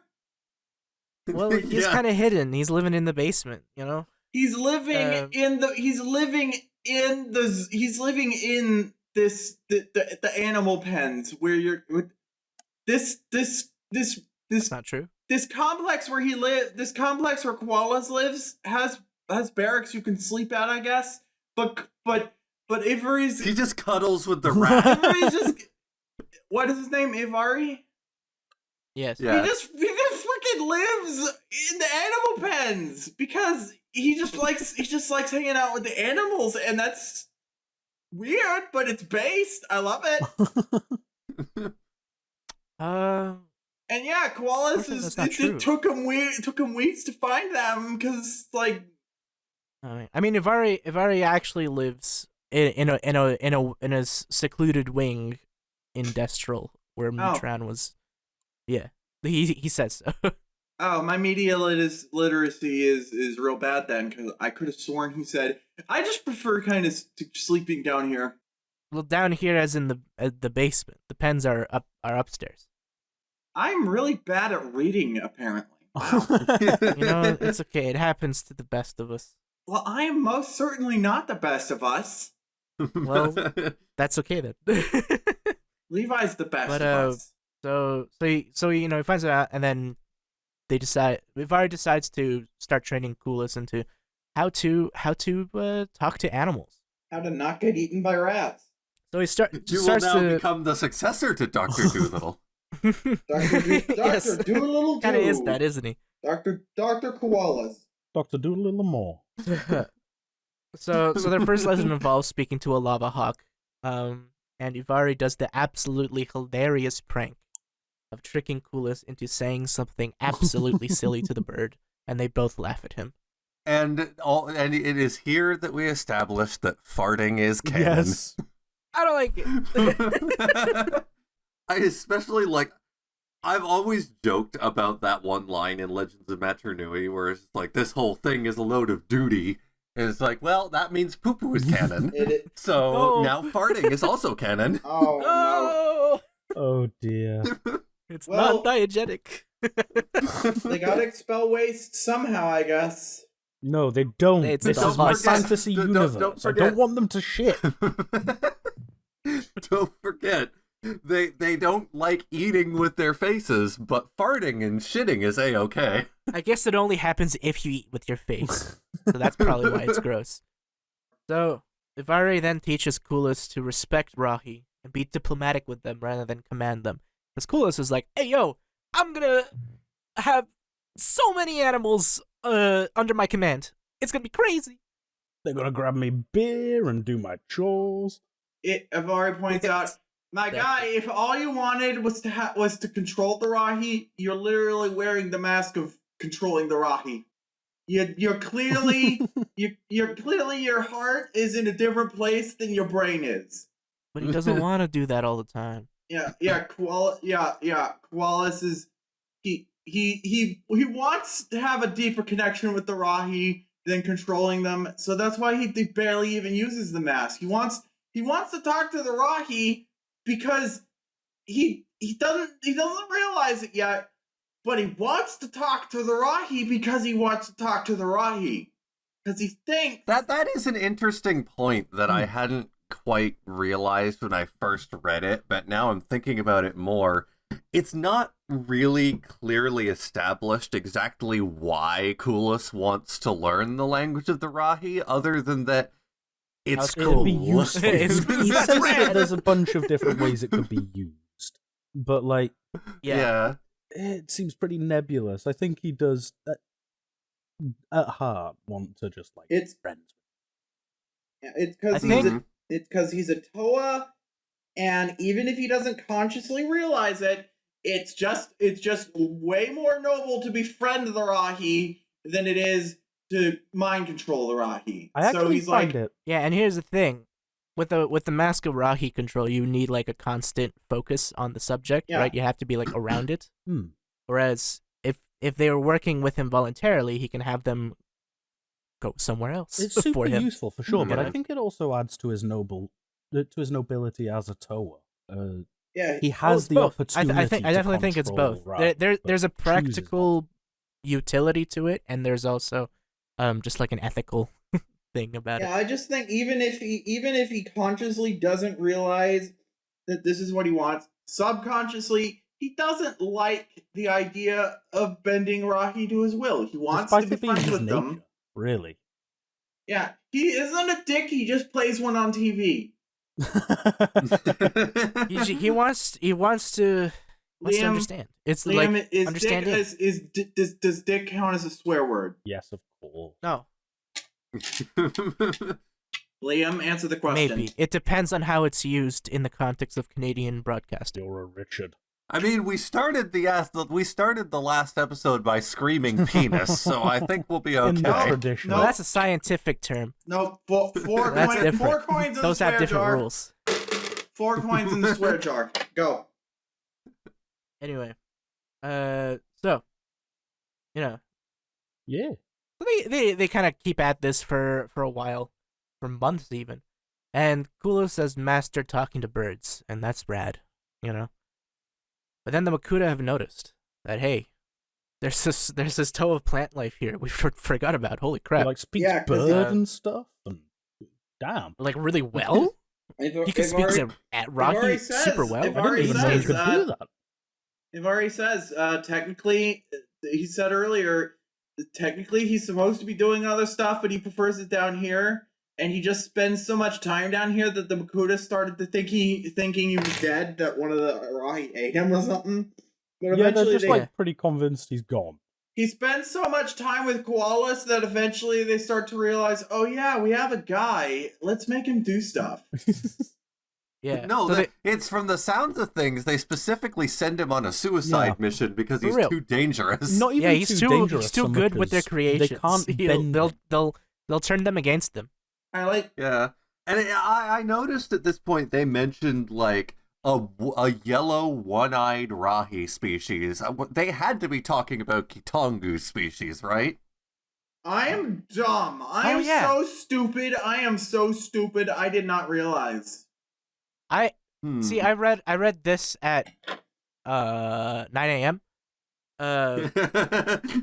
After not having slept since 3 p.m. yesterday. I think I didn't realize that. I think I've been really sick all month. I think that's the explanation. I'm going to pretend that I was really sick all month. That's the excuse. That's my excuse, and I'm sticking with it. Anyway, we're talking about this story right now, so let's move on. Yeah, well, actually, we're done. Oh yeah, the Makuta said Ivari's dead. Ivari was all like, Koalas, when I get he back, dies the end. Koalas, when I get back from the mission that the Makuta are sending me on, we're going to learn to talk to other animals besides birds. And then he died. And he never comes back. And Koalas is like, I am desperately waiting for my friend to come back. Centuries pass, and he's still clinging to this idea. One day my friend will be back, and I'm going to learn so much about animals. It even puts at the end, like, it ends in the saddest way, and it's just like, yeah, no, the Rahi are sad too. Everyone's sad. Yeah, they had to hit us with the sad animals. They're going to imply that there's going to be an animal uprising. Yeah, I did notice that. I feel like that's, like, referencing something that I've forgotten, so I can't comment on it. Yeah, I'm reading into this that there is some sort of implication that there will be an animal uprising. The animals are so pissed that Ivari was sent to die. Yeah. But then it just doesn't happen. At least as far as any of us can remember. Ripperoni and cheese. Ripperoni and cheese, Ivari. Oh shit. He was do we have any other thoughts on understanding? Do we understand understanding? Ivari was probably in the Red Star. Oh, not anymore. Yeah, not anymore, buddy. Oh, dear. Oh, wait, no, you're right. He was sent after Kitongu, and Kitongu has a habit of smashing things beyond repair, so... no, I don't know if he was specifically sent to deal with Kitongu. I just know that, like, they referenced a previous incident to do with what appeared to be describing his species. Yeah, Kula said, "Hey, what about that legend of that thing? Aren't you worried about that?" And he's like, the key to Nongu. If it exists, that sounds cool. You know? But no, I quite enjoyed this story. It was nice to have further backstory on how Coolus learned what he knows, because it was never really established all that well. Now we don't need any more stories about how people learn to talk to birds in this chain of bird knowledge, because they established that the birds learn to talk birds from birds. So you just go to birds. Well, no, technically the birds learned to talk bird from the Makuta that created them to talk bird. Oh dang, where did the Makuta learn to talk to birds? I don't know. You know, I just it's a toss-up for me whether this one is my favorite out of this week. Yeah. I don't think I've thought about which one's my favorite yet. I was so busy trying to prepare notes. Oh no! I hadn't really thought about it. Real question. You said you read this one at like 9 a.m. today. When did you just like burn through all of these at once in like 24 hours? Neither confirm or deny. Well, that's not technically true. I started a while. I started before I joined the podcast, and I finished in the last 24 hours. Wow, you are a slow reader.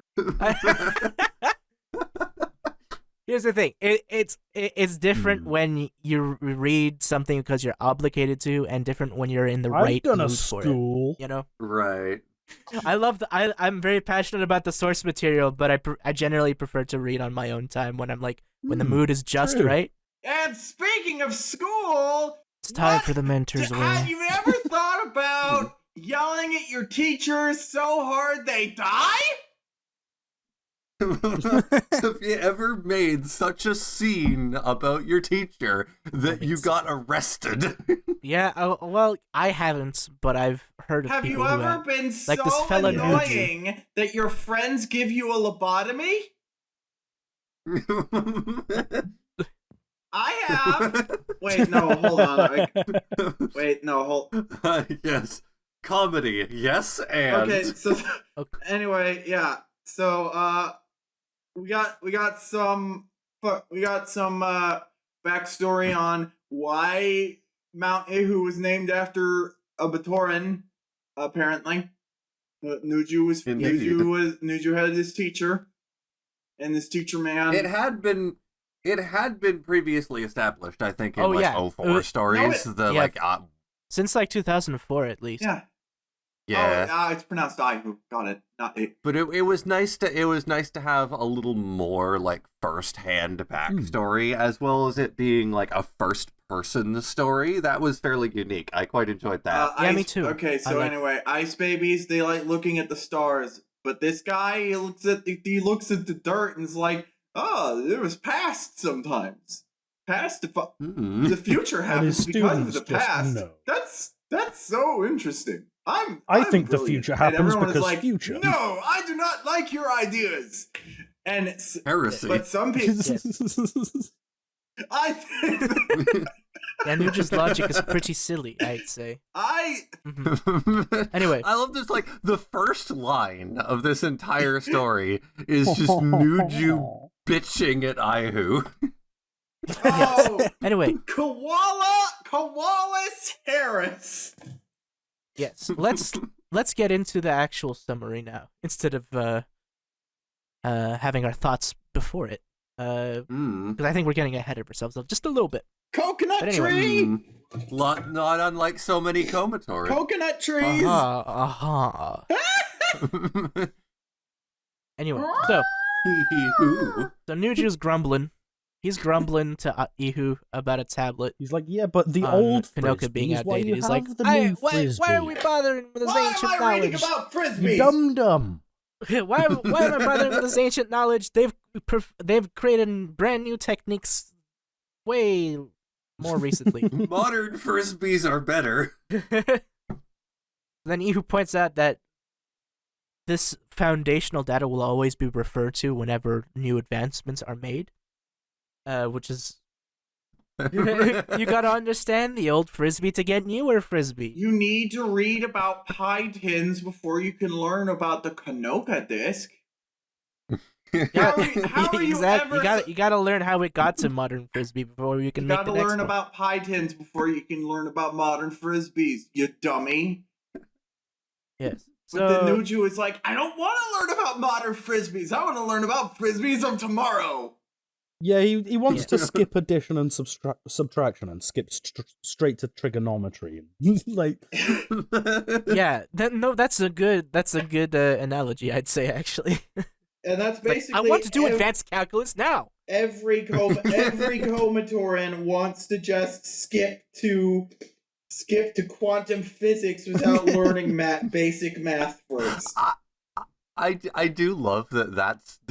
It sort of implies that, like, novice Komatoran scholars just start out this way, where they want absolutely nothing to do with, never mind the past, they don't even give a crap about the present, they just want to, as we've established, they want quantum mechanics now. Quantum mechanics now. It's my money, and I need it now. Quantum mechanics now, basic math, fuck you. That's another for the jar of swears. Yes, I'm out of pennies, and I might have to move on to other the coins. jar of swears, it's evolved and become more The fancy. swear It's time to put euros in there. Let's get back to work, guys. Indeed. So Nuju is like, why is this relevant? I'm so frustrated. And Ihu's like, you gotta understand how we get to the point we are at now to know what to do next, dummy. And Nuju's just like, but I've watched The Matrix. I know it all. I think we're riffing a little too hard. The Matrix 2 Reloaded and gained a truer. I'm a smart boy. But have you gained a I true... don't want to watch The Matrix Reloaded. I want to watch The Matrix Resurrections now. Oh boy, I'm getting loopy from lack of sleep. Holy crap. Anyway. By the end You of this, can- you'll be so- babbling and gibbering. You can take I a nap. will, You I can will. take a nap when it's over. My accent's going back to you my can- original Polish accent. That's how tired I am. You can take a nap, darling. You can take a nap when you're dead. I have work to do. I do Anyway, quite like that. So there's 2 sort months of... later. It's okay. 2 months later. 2 months later. Nuju In the- has been shouting from the rooftops that Ihu is a really bad teacher and he's stupid. I've got an announcement to make. Ihu is a bitch-ass motherfucker. Hey, he hey, you pissed can't on say my that. life. You're the one. You have to go into the jar of swears. You are dunked entirely in the jar of swear. Just We're I losing the must plot go. here. I must go. The swear wiggler needs me. I think we're straight up losing the plot here. Oh boy.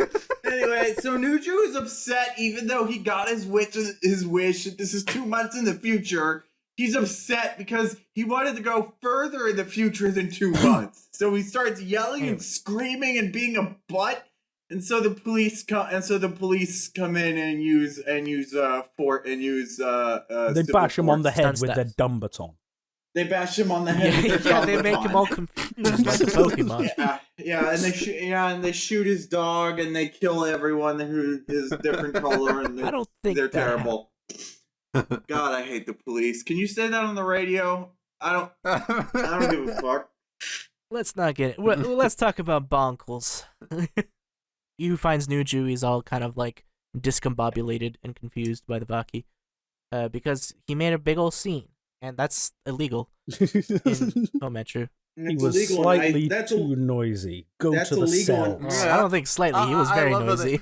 that they very specifically He's mentioned like screaming down the hall. you will get arrested for disturbing the scholars. Yeah, it's Because he was in the it's- silence zone. It's like disturbing. he's in the area where He- he's he supposed was to be at- quiet. I like He's the like he was in the quiet zone. He was making noise in the quiet zone of the Loud GO noise. I train. like He the was idea of making the Vahki just turning to him like the librarian ghost in Ghostbusters, like, shh. He was making loud in the quiet zone. So Ihu brings Nuju back into his office where he kind of like sobers up, and he's like, "Hey, Bionicle coffee. He makes him some bionicle coffee. energy, rest," as Matoro once said. In all caps. In I all always thought that caps. was strange. Energy, rest. Oh, that's a silly tangent right there. So he chides him for disturbing the peace, and Ihu is so frustrated he calls Nuju an embarrassment, and Nuju's feelings are hurt, so And he's like, oh, no, I didn't mean it, sorry. And then they become best So there's a big old friends. silence, and they apologize to each other. Nuju apologizes for being a butthead. Ihu, I feel silly saying that on the college radio. Nuju was a real poopy butthole. Anyway, so The only people listening to us are going to be adults anyway. I feel silly.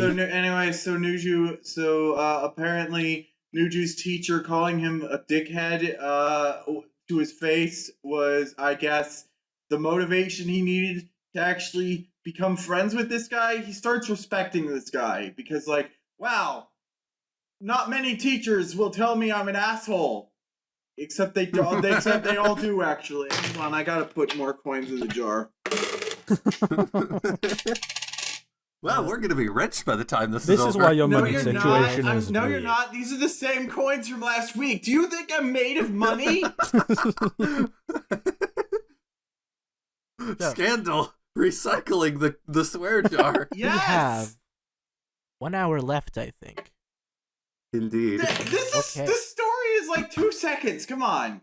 No, I'm just saying we're good, Yeah, Nuju But and also- at the end. but also we got to keep going at the pace we're going at. 3 hours is our maximum. Yeah, we gotta spend an Indeed. hour. Ideally, on we this don't want to go We to gotta that spend maximum. an because we hour can't. on this story that's like 4 sentences. Yeah, no. I do love, like, we started off, we spent an hour on the shortest one that we wrote, and then we overcorrected for everything else, and now we've got, like, an extra hour to This is fill. just the part of the It's- podcast where everyone loses their minds and starts rambling. It's the It best is. part. It is. We extend this part as far as we can. I want to sleep. No. Denied. No. I want to. Anyway, Well, I couldn't even sleep after. I have wanna plans turn- after this anyway. Well, I want to no. turn my air conditioner on, but I'm afraid if I do, it'll mess up the recording. So I'm Oh my no. mental state Yes. is deteriorating, and that's why I'm this now instead of that other guy. You have a mental state? Yes, her state is constantly mental. I have like I stopped counting them. I stopped counting them at 20. I stopped. So, so yeah, they apologize they apologize to each other and have They a heart kiss to and heart. they make That's so and lovely. make I love that up. for them. And then they go to the Yes. mountain for a And then romantic they getaway. go on a field trip to Metru and Yeah, have one of ice the most cream together. beautiful places in the city. Yeah, Which is, like, it's starting to get a wow, bit weird, isn't it, guys? I Yeah, love this it. place looks like the wow.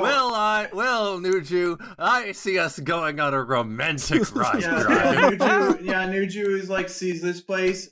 He has seen nothing but snow and ice and shit all his life. Hold on, jar. Snow and ice and crystal. He has seen. We've established that shit is canon, He so has that's seen- definitely one of the things he's seen all his life. One of the three He has things seen, he has seen. He has seen nothing but snow and ice and crystals all his life, and then he sees Gemetru and he's like, "Oh, this is what you mean about appreciating the other stuff." Oh wow, this place isn't hideous. God, Oh wow. wow! Oh, now I It's feel crazy. stupid. You're right. What do you mean ice can be a liquid? You're right. Yeah. Apparently, Nuju had never even considered that there could be anything other than snow in the universe.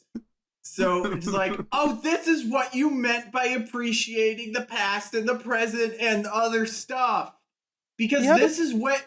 Because wow, this broadens my horizon so much. Like, oh wow, how do people even predict the future without? How do people even predict the future without knowing that water can Yeah. be wet? He's genuinely just like, oh wow, this is a tree. God, the world those- is so cool. Yo, are those? I guess people- are those blue? I guess it's people? one thing when I think knowing about one thing is like it's like different than actually like experiencing it, you know? Yeah, yo, are those blue Mhm. people? Wow, I've never seen girls before. Josie, you can't just call people blue. God. Yeah, Yo, no, are those girls? I've never seen girls before. Girls are pretty. to be fair, he is a nerd What's locked a up woman? in that is so fitting for a Kobatoran. Agree. What is a woman? Oh God, I didn't think we'd be referencing Fesh Prince today, but here we Fesh are. Prince. Fesh Jesus Prince Christ. of Blair. Besh Pence. So yeah, they talk about how nice it is. Who makes a point of saying that it's like, hey, you gotta appreciate beauty up close rather than from a telescope, buddy. You ever had a hot dog? You ever eaten a bullberry with your hands? With your I mean, real mouth? With your feet? Oh, With that's your mouth? gross. You ever eaten bullberries with your mouth? You gotta go out there and live the world and see the sights and live the sights and see the world. Fuck the paramours. Oh. Oy, oy, oy. Okay, I'm officially out of coins. You're Have broke. you ever eaten the pear wiggler? What is this pear wiggler? I don't understand. I'll show you after. I'm Been already hearing this whole podcast, and I'm like, I don't know what these people. It's are a talking meme. about. It's I a came, meme. Context I came here 2 weeks ago. It's a meme. It's a meme. I'll get it for you. You can look at it. I'll be honest. I don't even remember what it's No? about. I've just been playing along. Okay. It's a GIF where naughty children go in the pear wiggler, and it's a GIF. Okay, so basically, someone was like, this is a demonstration of how pears wiggle. Yeah, I'm seeing it now. It's just like It's showing the damage to the pears as they wiggle. Yeah. Bad and naughty children get put in the pear wiggler to atone for their crimes. Anyway, the image, the animation is damage prediction on pears during transportation. It's necessary to know how much a pear. It's necessary for food production and transportation, and I understand. And to know they need to be able to predict how much pears get damaged in the wiggling process. I understand. So, the pear wiggler itself represents a crate full of pears. That makes sense. Now I understand. This Bionicle podcast is teaching us the origins of the pear wiggler, everyone. If you're listening to this if you're in Canada and you're in your car and you're a Bionicle fan and you're driving in your car across Canada because it's a big ass country. Hold on, I have to find another coin somewhere. You're driving across the country. There's so many. You're learning about pears. Make sure your pears aren't wiggling too vigorously.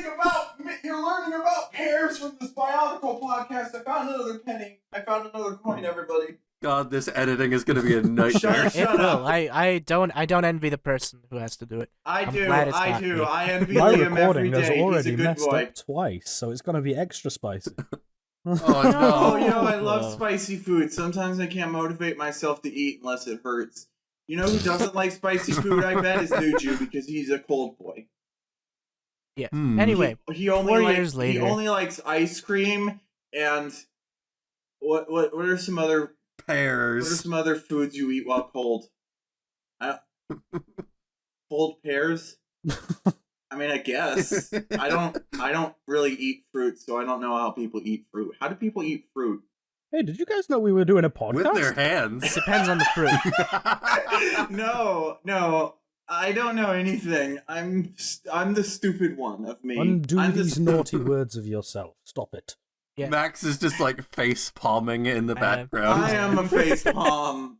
Like, I just want to get to 4 years later. Anyway, so Ihu is dead. No, wait, no, that's too far. It's gonna be Oh, 4 no, years we're before not we're there done with this yet. That's episode. too far. It's too far. It's too far. Levi's a granddad now.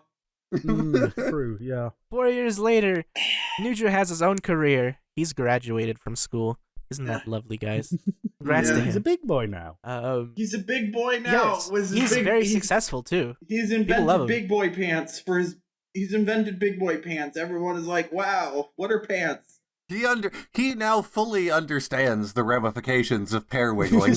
He learned how to Great. shut up, and now people like him. Shut up. He learned how to. I think we can all learn a thing or two from Nuju. I've learned my lesson. I wish I could shut up, but I can't. I don't. Whoa. Why am I like this? Make me stop. It's okay, Josie. If you can't He shut pays- up, just shut down. Yeah. Okay. He pays Ihu a visit. And Ihu's like, before he finds out it's Nuju, he's like, I'm in a meeting. But then he finds out it's Nuju, and he's like, scrap that. I want to talk to my boy. I love too how it's very specifically Arie that's delivering this message. Yeah. I never know how to pronounce his name. Derriere. It's like derriere. But Arie. yeah, I remember distinctly that we talked about. No, I we actually talked didn't about hear butts. either. I remember we talked about derrieres a lot when we did Metru. Good times. Insert nice meme here. Nice.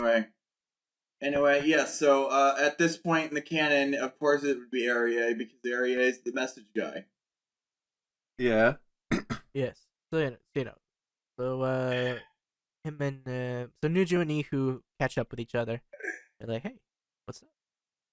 And Ihu reveals that he's traveling to Ono Metru. Wiggle any good pears lately? Enough of this. Enough of pears. No. Pear, yay. Just had to do it, didn't you? He's traveling to Ono Metru. What is he doing in Ono Metru again? I forgot. I think he's like teaching a conference or something. He's going. Yeah, he's doing some sort of lecture. He's doing some sort of lecture on animals or something, but he's gonna die on the way there. At the end. No, he's gonna die there. Mm. No, he's Just he's just gonna die involving animals somehow. Yeah. Possibly pears. But at the end, Ihu.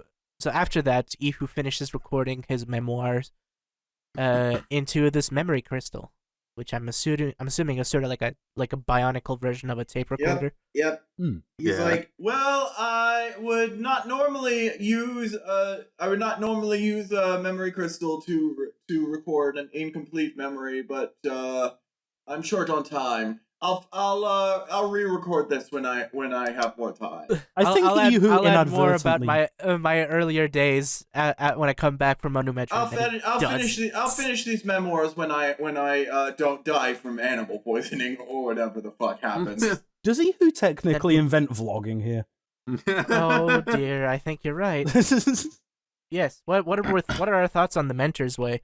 Actually, sorry, I just realized I have a funny anecdote. Mhm. This story was I don't know if you mentioned this, but this was a contest entry for one of the last Bionicle story contests that sadly could not get officially enshrined into canon because Greg was no longer able to talk to the community at the time.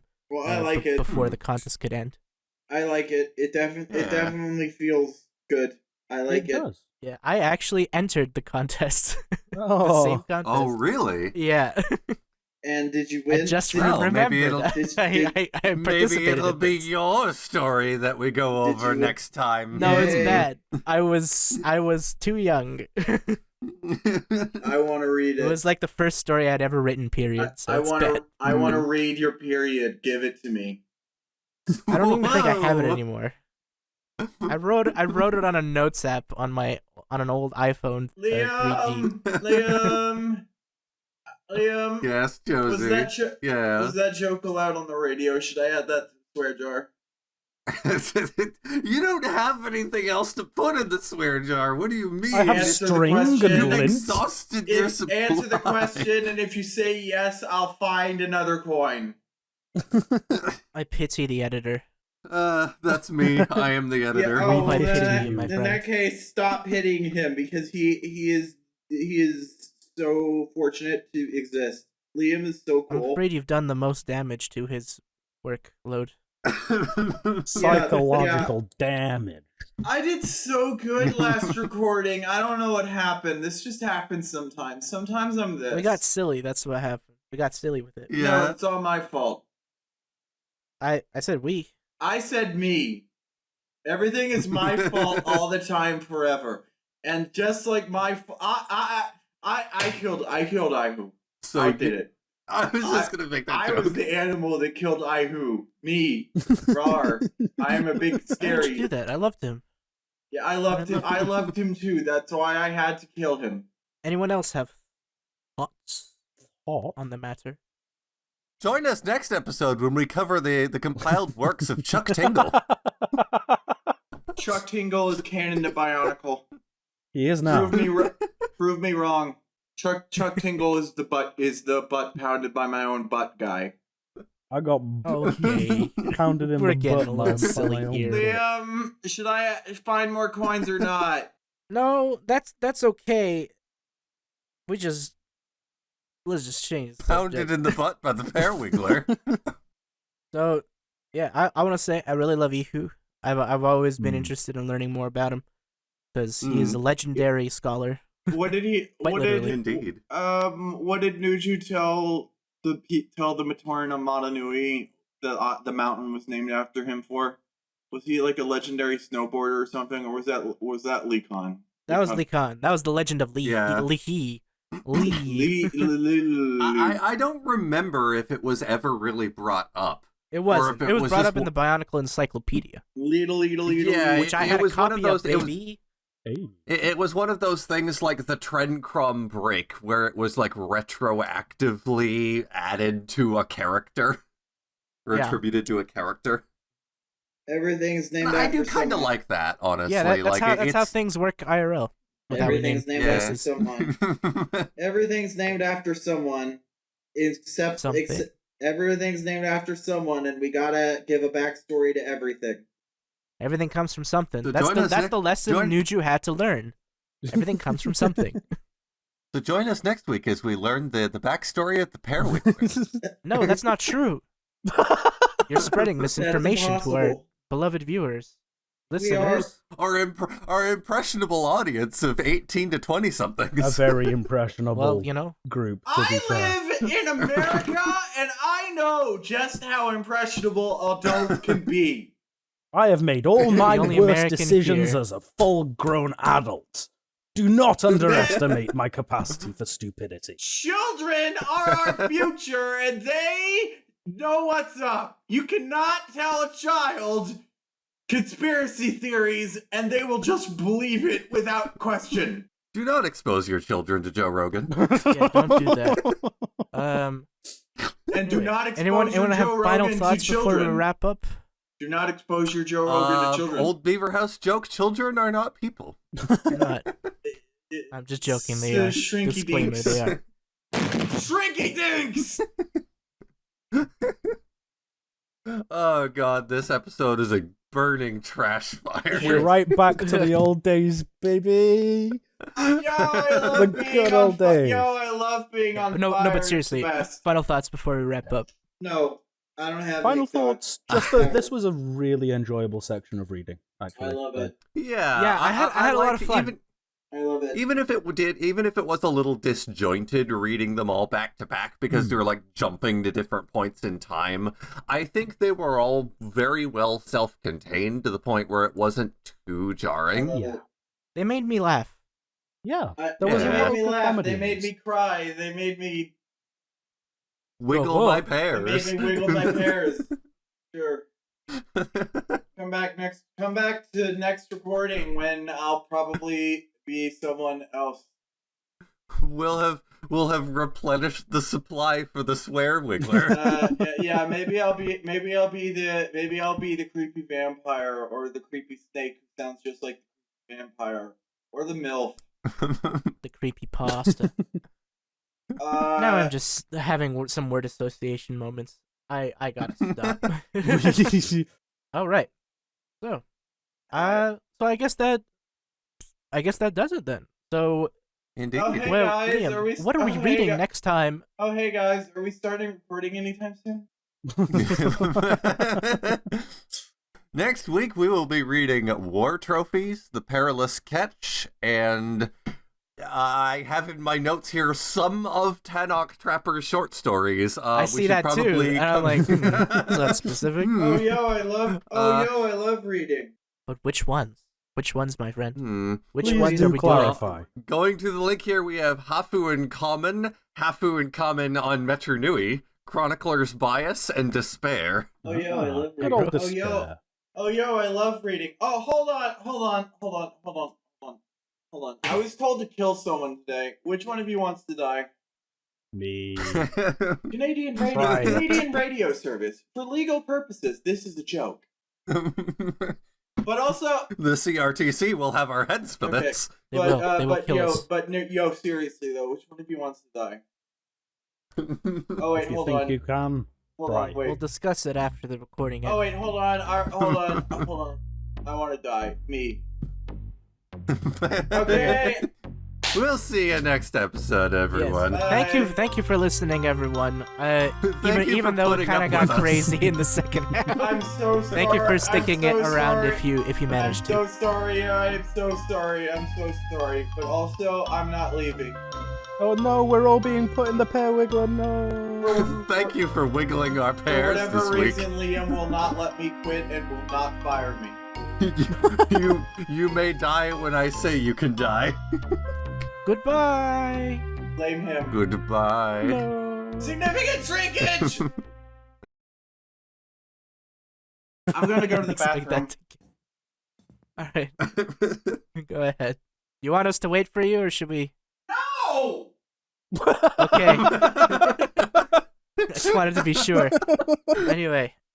Well, that's going in the bloopers for this episode. So anyway. Yeah, this will be the second episode in a row where the post credit is just Josie going to the bathroom. That's silly. We'll make That's it a that. tradition. I love it.